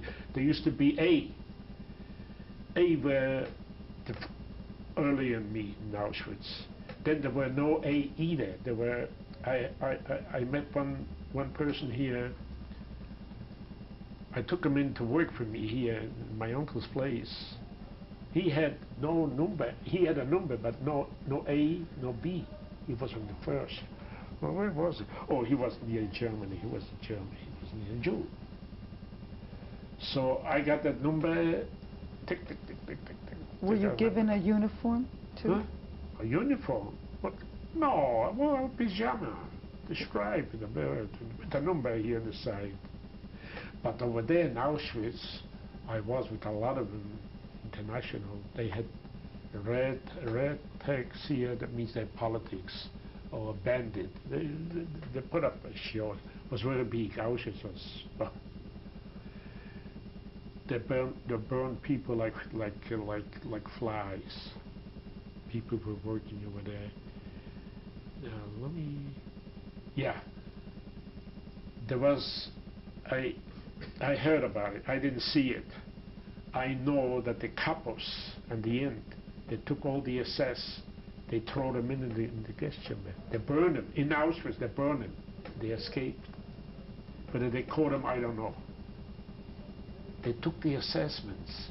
They got they organized themselves. That's true. This was something you heard about? Yeah. After you arrived? After I arrived, yeah, I heard about it. What happened? They called it an Aufstand. It was an Aufstand. They had it organized.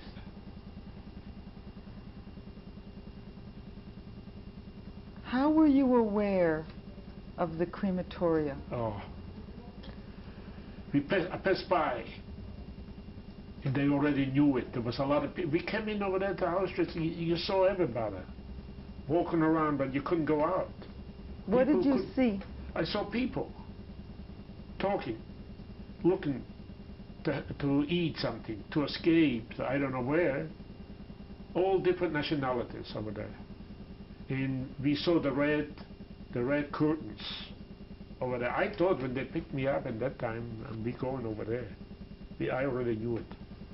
We were there once in Auschwitz. We were older. I was older already. Don't forget, from 39 to 44. So we think more. Tell me what happened when you were taken to Buna. Oh. How were you taken? Yeah. Well, we were taken. It's not far. Not far. I think we had a walking distance. That's not far. It was a big ammunition place. When I got in over there, I was with English soldiers. They used to get food from the Red Cross. Packages. They gave me to eat. I was with them, with English. They were prisoners. Now I remember an old assessment worked with a gun.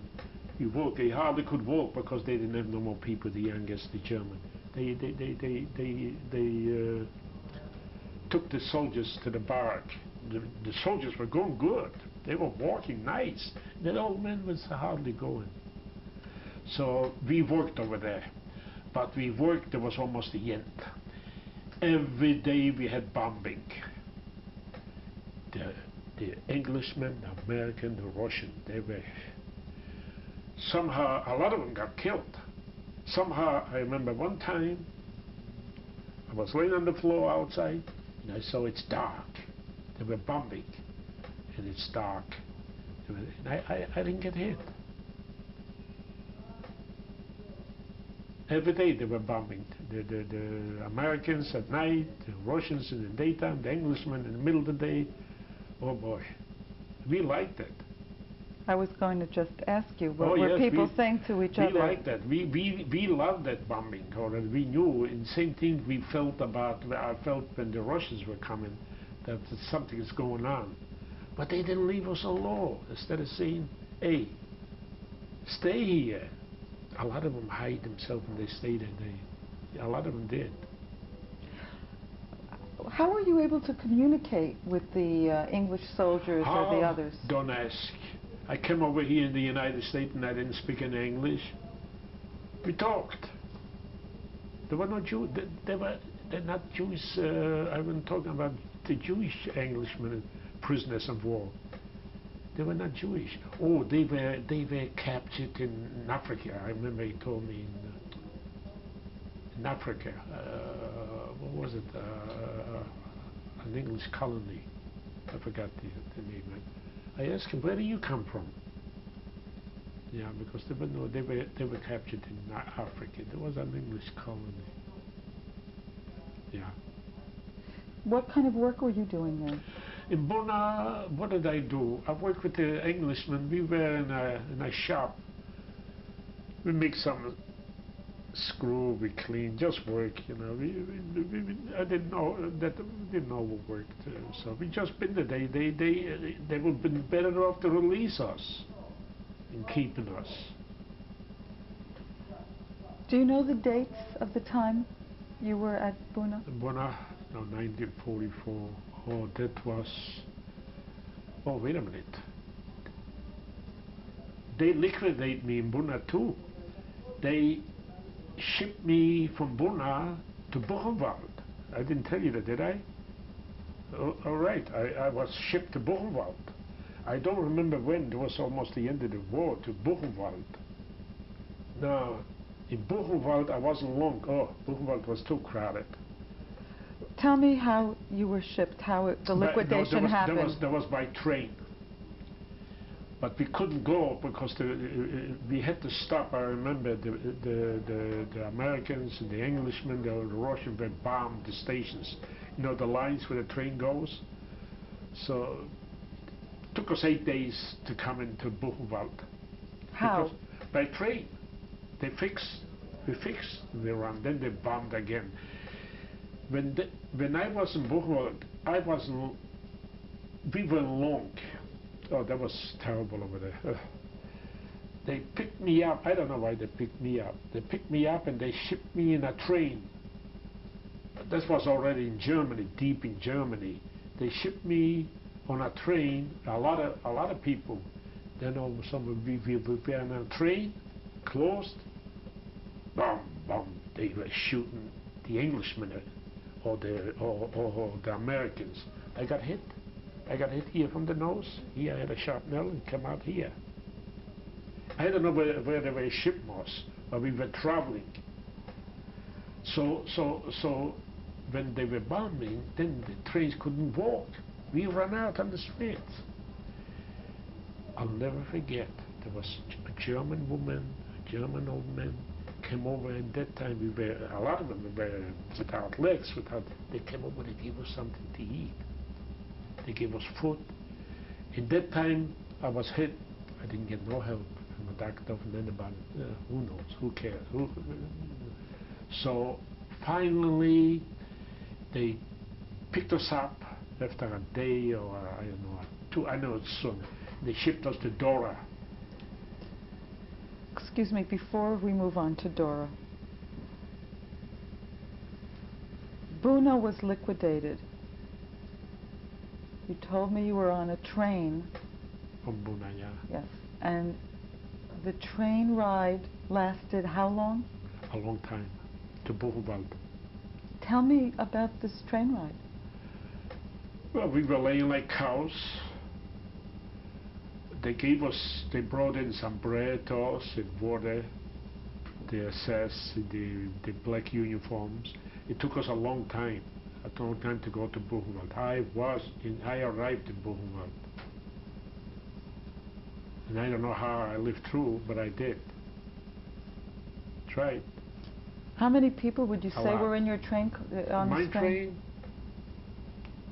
Minimum, I think 30 or 50 people. It was a lot of them.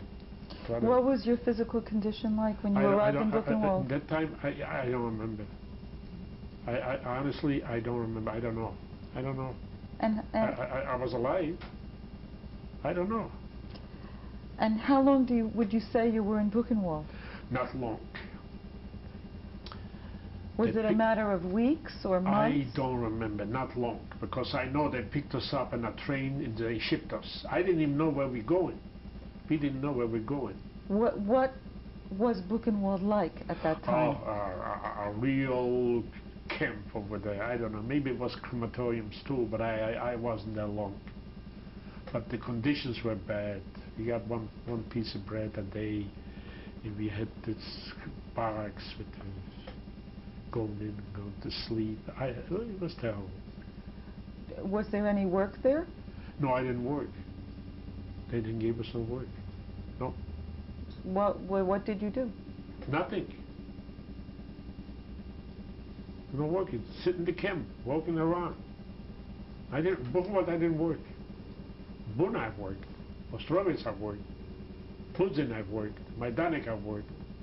In Buchenwald, no, there was, I don't know. Special organization, whatever they had in mind, the Germans, who knows.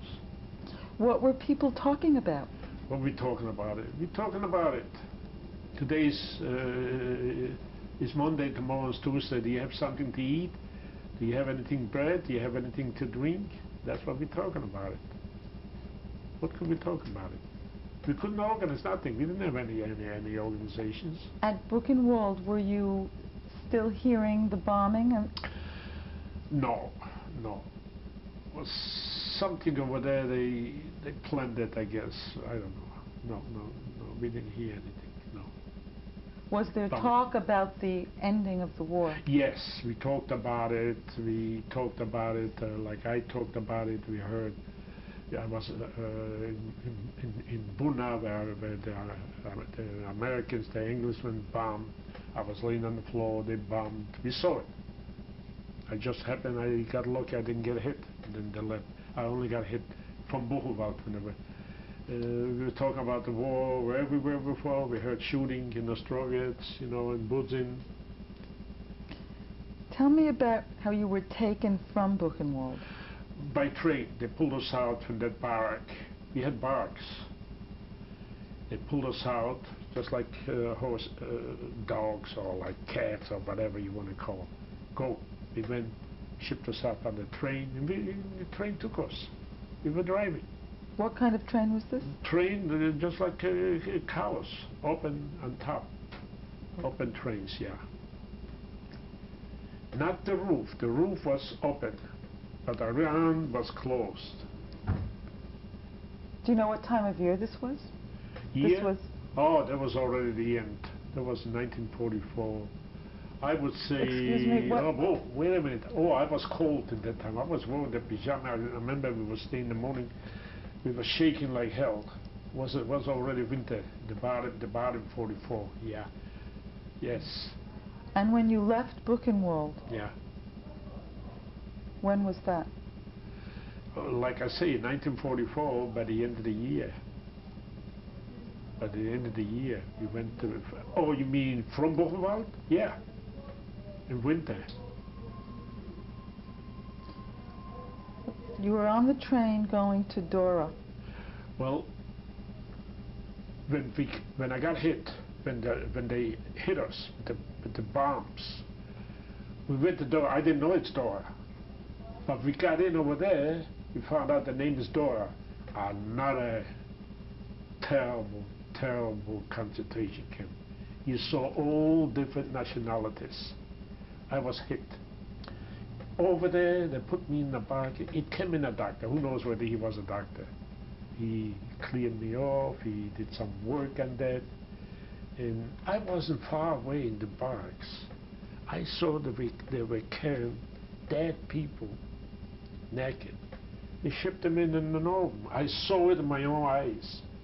That's the second one from my Danik, what happened in Burnham. That was almost the end in Dora. Somehow, there was maybe one night or 2 nights.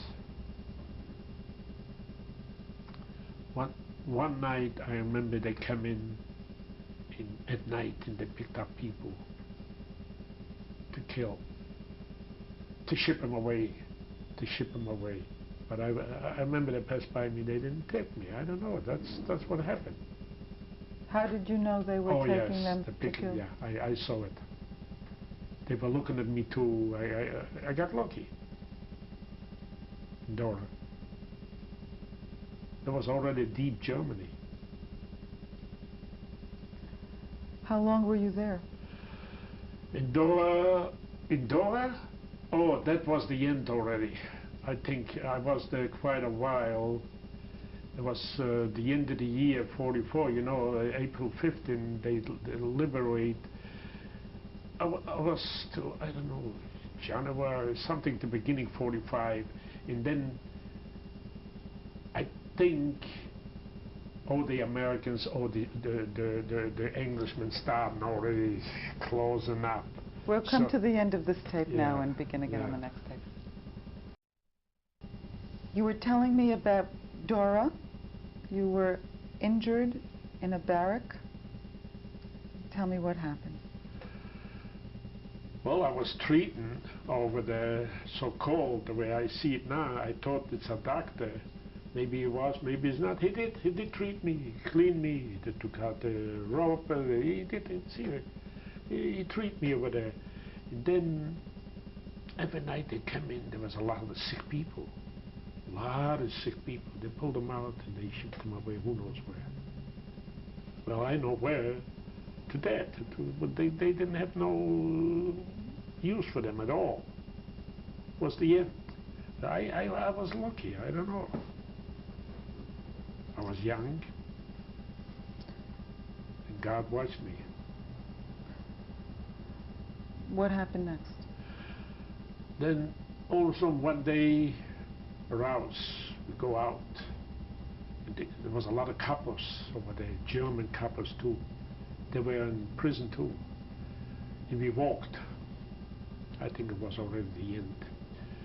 And we walked into Bergen-Belsen. We walked into Bergen-Belsen. On the way we walked, we saw there were a lot of civil people. I wasn't used to that no more. I didn't see no civil people with plain clothes like this. Fathers, mothers, and kids. They were Hungarian. They talk Hungarian people. Where were these people? They were. We walked. We saw them staying. I guess they were carrying them. Who knows? Just like me. They were taking them into Bergen-Belsen. That was before Bergen-Belsen. That was the end to Bergen-Belsen. That was finally where I was liberated by the Englishmen, English soldiers. Tell me about the walk from Dora to Bergen-Belsen. How long was it? I don't remember. Honestly, I don't remember. I don't remember. Do you remember if you had to sleep?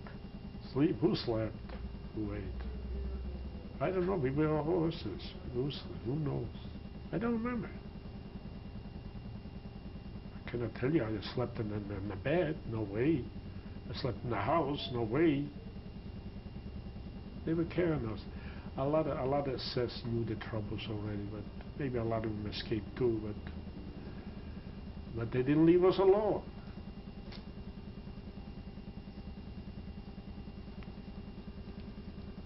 Tell me about your arrival in Bergen-Belsen. Okay. was a hunger. We got in over there, all we saw Russian people, we saw all different nationalities, and we saw dead people on the side, dead people in the barracks, dead people everywhere. It was a mess. It was the end. Where were you taken? Now, and it was a big building, you know. Slept on the floor, we slept, who knows where we slept. We didn't get no food. I don't know how we got it. Well, I know I had to organize potatoes. I got it in a hole. I threw it in. There was one Ukrainer, say, with a gun, one on the guy, but I got it not only myself. We got in over there, we organized some potatoes. They didn't bother, they didn't touch us.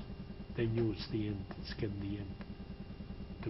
They were, and there was a lot of Hungarian soldiers too, in prison, but they worked with the Germans. Oh yes, they were half Nazis. But they had a mess. The Russians gave it to them.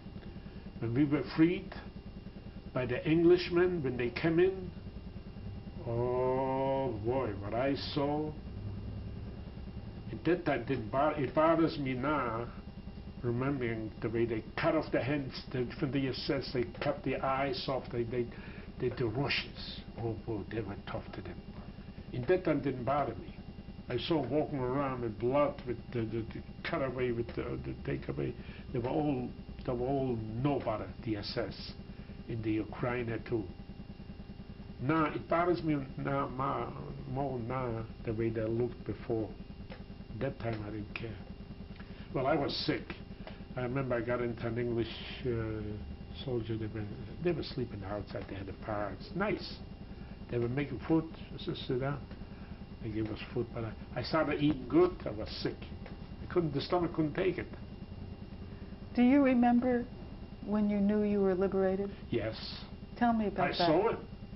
They come in, the commandant and the soldiers come in. I remember that. Where were you? We were outside. We saw the English. It was quiet. One day was quiet. We didn't see no one. They were hiding. The SS. And then the next day we saw it. They come in with tanks. They come in with that. They took the sick ones. They tried to give us eat. We couldn't eat. We were sick. The stomach couldn't take it. Oh, when they got in, they took me to Lübeck in a hospital. Not only me, everybody, the sick ones. So when I got into Lübeck, I remember American journals come in, ask questions. They already knew, you know, behind the war, behind the soldiers comes the newspapers with that.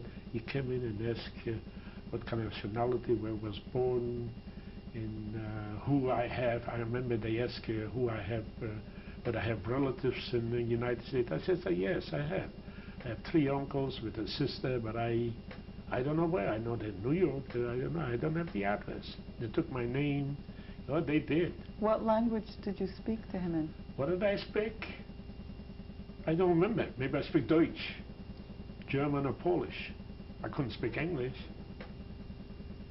I got in contact. No, they must have speak German or Polish or some other language. Yeah, they were smart. How long were you in Bergen-Belsen before you were taken to the hospital? Not long.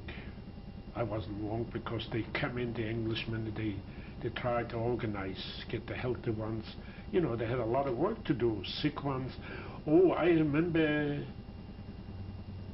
in Bergen-Belsen, there were a lot of Jewish soldiers, Englishmen. They brought us food, and then they came, a kaplan, a rabbi came, took us in, he talked to us. Yeah, I remember that. He came in, he talked to us, he heard our story. Jews, but they were in the army, in the English army. In what language were you speaking to each other? In that time, I'll be honest with you, I know I didn't speak English. They must have spoke Yiddish, or German, or Polish. I remember the English soldiers, the Jewish. Yeah, they were nice. And then they took me to the hospital, to Lübeck. Then I was asking a lot of questions, who I have family here and so and so. And then all of a sudden I was there, I didn't go out when I was there, they took us, they said we're gonna go, they took us to Göteborg. I remember that. No. They took us from over there, and Göteborg in Sweden. It comes to my mind. Oh, I was in Göteborg. They took us to the port, the German port, and they said they're going to take us to Sweden. Who was they? The Englishmen. Some organization, I don't know. They took all the sick to Sweden. So they took us, yeah, as a matter of fact, Lübeck was the hospital and Lübeck was the port. So they took us to, they said that we're going to go to Sweden. They did. Before they took us to Sweden, we had to take clothes off, wash, clean. I remember that. Yeah, that's normal. So we went to Sweden. How long after liberation was that? When they took us to Sweden. from Lübeck to I don't think long, because we were sick.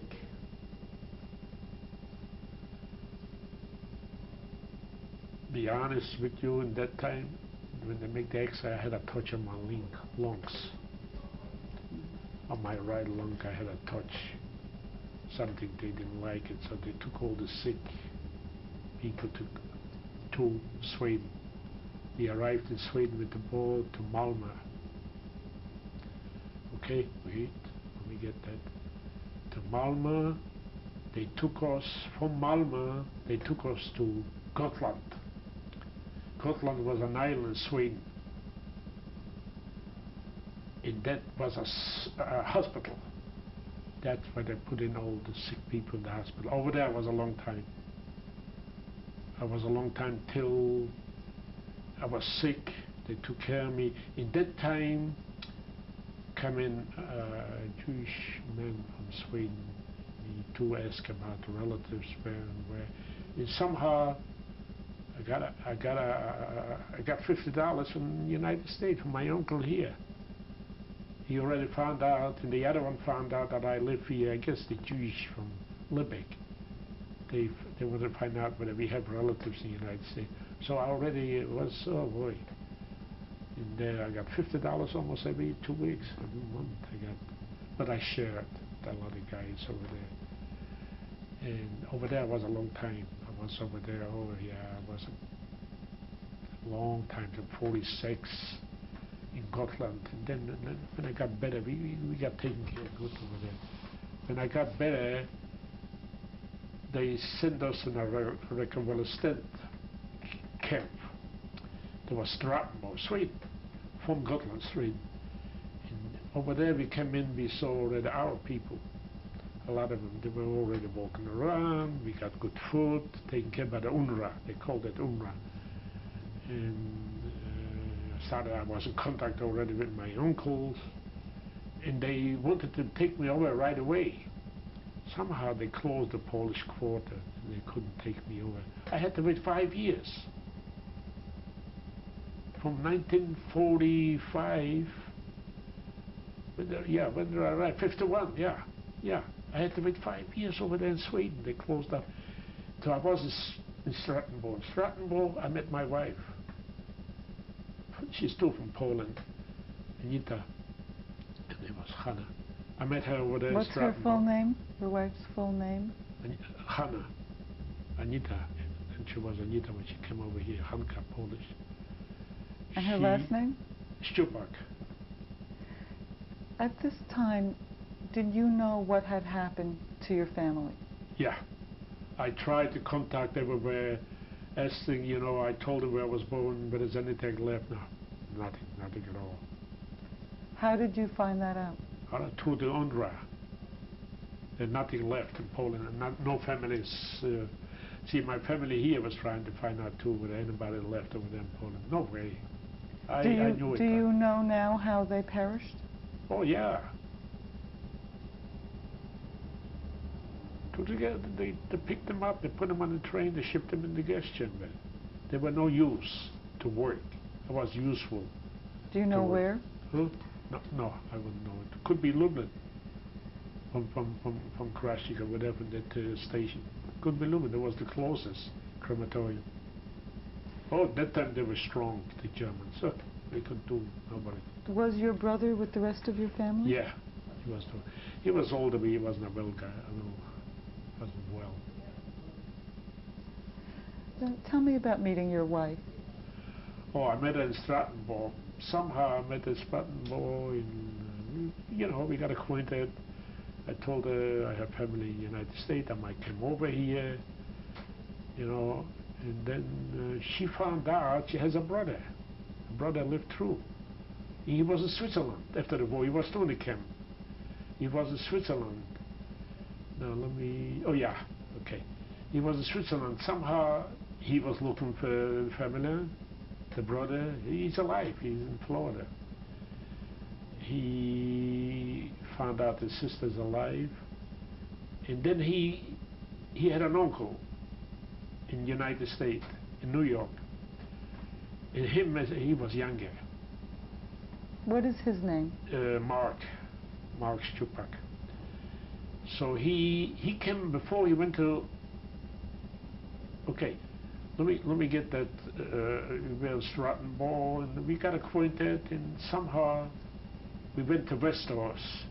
I was picked up to go to work in a company. They called it ASEA, and I knew already my girlfriend Anita. She said she's going to go too. They loved us. So we got into Strattonborg.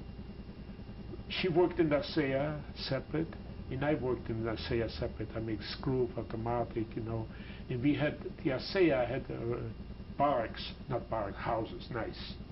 We had to sleep, we had to eat, they cooked for us. We got a little bit of money. We worked. They paid us. They were nice. Sweden was nice. I was over there 5 years. I almost was a citizen. I speak even now. I could have been a speak even now. I met Jewish people that were having business over there in Brussels, and we had good over there. So we lived separately. Me and my wife, me and Anja, we lived separately. We didn't know that's Europe style. We didn't know this monkey business like here. I hate to say that. That's truth. I'm not trying to say myself I'm an angel over there. That's the way it was. When did you marry? Okay, then when we were in Westeros, we worked. So I told her that my uncle wants to bring me over. What did I do? I let nobody fall in love with her, and she fell in love with me. And I made my uncle to make out papers for us, and he did. But before we did, we married. Her brother came from Switzerland to Westeros to see us. That's why I remember the Göteborg. So we went with him to Göteborg when he took the ship to United States, and I met him. And then he wasn't married, he was a young kid. Okay, then we went back to Westeros. We were in contact already with him, and then I had to be there in Sweden 5 years, which wasn't bad. At the end, my uncle made our papers for my wife. And, we knew already. We went through the consulate. The American had to come over here. We swore. We had to go to a doctor that we are healthy. They didn't make hardship on us. The American consulate in Stockholm. We went to Stockholm. I was all over. I was Malmö, Stockholm, Göteborg. I was free. I had money. My uncle sent me money that time. And I was already healthy. Was already after the Gotland, I was sick. So we arrived in 51. We arrived in New York. How did you get to New York? To New York? Yeah. By boat from Lübeck. It took us 2 weeks to go on the boat. 2 weeks, but we had good. They had dancing on the ship. It was paid by my own. Do you remember the name of the ship? Gripsholm. It's a famous ship. And we arrived 2 weeks. We had Do you remember your arrival in New York? Yeah, I remember. They checked on us, they let us in, and we had to wait till some relatives would come. But my sister come. She was an older. I never knew her in home. She came with my uncles. All the uncles, they escaped. They didn't want to go in the army, the Polish army. I didn't know nobody. My mother's brothers, 3 brothers, and my sister. Your Yeah, sister? my sister, yeah, an older one. Never knew it. They went away, and she's dead already. How was she related to you? How was she your sister? She's my sister. Was she your full sibling? What do you mean? Full? She was the child of your mother and father? No, it was the second, only for the father. The father, yeah. What's her name? Revke. Rose. So we got into New York, so my sister took us in her house, me and my wife, and we stayed over there. But she was trying to give me a job by her daughter's husband in a restaurant. So I went over there, I had to eat. I don't like it, the restaurant. Sometimes I didn't like it because my blood was as a tailor, so, like my father. I didn't like it. So what happened? So I told her brother was there too. He came to see us. He was in Brooklyn, and we were in New York and Brooklyn too. So he came to see us, and what happened at that time? Oh yeah, he took us in there. He has an uncle. We went over there to the uncle. Didn't do nothing for us, the uncle. But then somehow this uncle here, in Los Angeles. Oh yeah, we were in New York for 3 months. Somehow this uncle wanted me to come over here. He took my wife first over, whether she liked it. Oh, she came over, and I came right away, followed her, and that's where we started. And we were here in Los Angeles. Did you have children? Oh, no, not yet. When did you have children? 54. Who was born in 1954? My daughter. What's her name? Adele. Did you have any other children? Larry. It's called Larry Sharpston. And when was he born? 1957. And tell me how your business grew. Well, I was working for my uncle, and I loved that trait. It's in the blood to be. I started doing cutting. I don't know if you know what cutting is. The electric machines cut clothes, thousands. I didn't know it, but I learned very easy. Then I went to school in the Frank Reagan here in Los Angeles. There's a school, a technical school, and I learned to do grading. Grading means like you are size 9, I graded up with the machines, 11, 13, down to 9, 7, 5, 3. Then I learned patterns, making patterns. It was easy for me. I learned all those things, and I worked for my uncle. I did pretty good.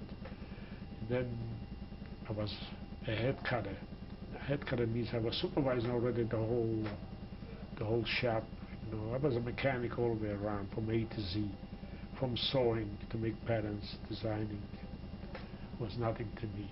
I made a good living, but my wife was sick. It hurt a lot. I don't know if she would take 2 more days, 3, she would live over there. She came in here and her sister after the kids. I remember when Larry was a year old, she had ordered stones from when she was young. She never worked here. I never wanted to work, but she was mentally, physically, she was sick.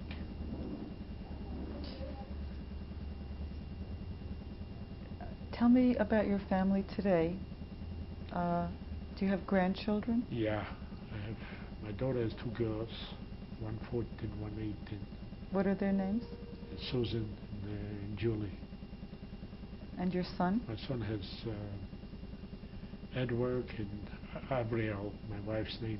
One of them is Abriel, and the boy is Edward. One of your son's children is named after your wife? Yeah, no, my daughter, the daughter, his name. Oh, he was very close. His mother. When did she pass away?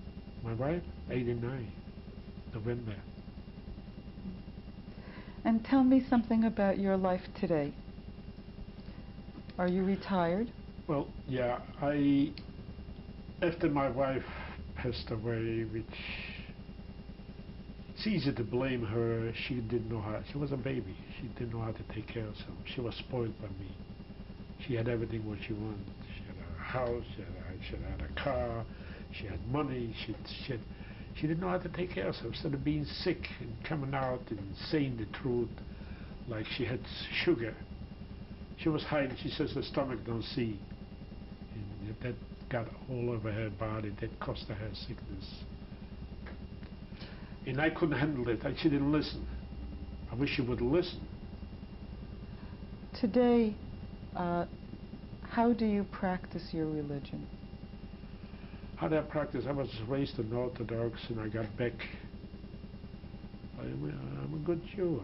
You can't change it, you know. I just feel bad that my wife is not alive, and I'm not happy with my kids the way they are, but that's American style here. It's terrible. It's selfishness and it's money. Don't talk, okay. Tell me, why do you think you were able to survive the Holocaust? I don't know. Maybe another week or another few days I wouldn't make it. I was already in Bergen-Belsen. I would never make it. It was already the end. I know I was weak. I saw Russian people cutting meat from dead people and eating in Bergen-Belsen. I saw it. I didn't touch it. Hunger is terrible. Why did you not? Because I didn't. I don't know why. Not that I was hungry, but I didn't. I didn't. How do you think your experiences during the Holocaust, Experiences? how do you think those experiences affected your belief in God? To be honest, there's no God. Okay? That's the way I feel. Where was he? They took rabbis, they cut the beard off like that and in the street. And to be honest to you, yeah, there's no God. That's the reason the way a lot of American people feel here. They're selfish and money is the God. And I say it the way I feel. My experience tells me that. I'm sorry to say that. And how do you think your experiences during the war have influenced who you are today? I was innocent. I was an innocent person. Because the only thing I know, well, they picked a lot of Gentiles too. Don't get me wrong. They had a lot of Goyim, but they were so stupid. They think they're politics. But I was Jewish. They just didn't. The Nazis. The first thing is to liquidate the Jews. But as far as I'm concerned, there's no God. That's the way I feel. I'm sorry to say that. Okay, you might. What I went through, where was God to help us? Where? Yet you are a practicing Jew today. Well, because I was born, I'm older, and I'm settled, still, okay, sure I'm a Jew. Sure, my son had bar mitzvah, okay? My daughter, he went the high day, my daughter had the same thing. So what happened? He has still a heart. Why have you chosen to give your testimony today? Why have I chosen testimony? Get it off from my chest, why I suffered for nothing, and the Jews should see this should never happen again. They should stand up and fight back. If a Hitler Nazi comes up again, or the Ku Klux Klan or anything, fight back. Stand up and don't bend down like I did, bend down. A lot of Jews in Europe bend down and kill me. They hit me, I bend down, they give me more. I got one time 25 in Buzin. What did I do? I did. I know what I did. I stole some bread to eat to survive. They caught me. We're going to stop now and begin again on the next tape.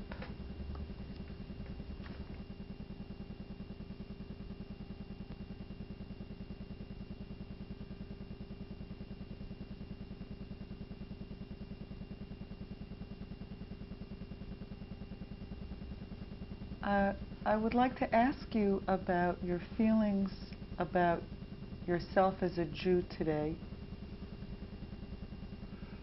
Well, of course, I am a Jew. I'm proud to be a Jew. I'm a human being. I'm proud from everybody, you know. If somebody has I'm proud of religion. That's the way it should be. Some are Catholics, Protestant, or whatever. That's fine. It's beautiful. Some are Jews. I'm proud of the way I am. Very proud. But if you ask me about whether there is a God, I'm now getting better than there was. There should be. I don't think so. Are you a member of a temple? Yeah, I was. My son was not now. I come in. You know, I haven't got that kind of money to pay $1,200 a year. I don't know. I was a member when I needed, at that time when I wanted my son to go to a mitzvah, yes, I was a member. Are you a member of any Jewish organizations today? Here, now, yes, we are in the refugees. The lodger, the 39ers, that means they're like you sitting, maybe I'm sitting. I'm invited to the dance, the lodger, the 39ers, the Wielune, like we had it's a city of Polish. There's a lot of them that have organizations, but we all one. I belong here. The lodger, they're the biggest. Do you think of the Holocaust often? Do I think? Do you think of it often? How can I forget it? No way. No way. I dream about it too. How can I forget it? For no reason. Do you talk about it? I haven't got them to talk. I can talk.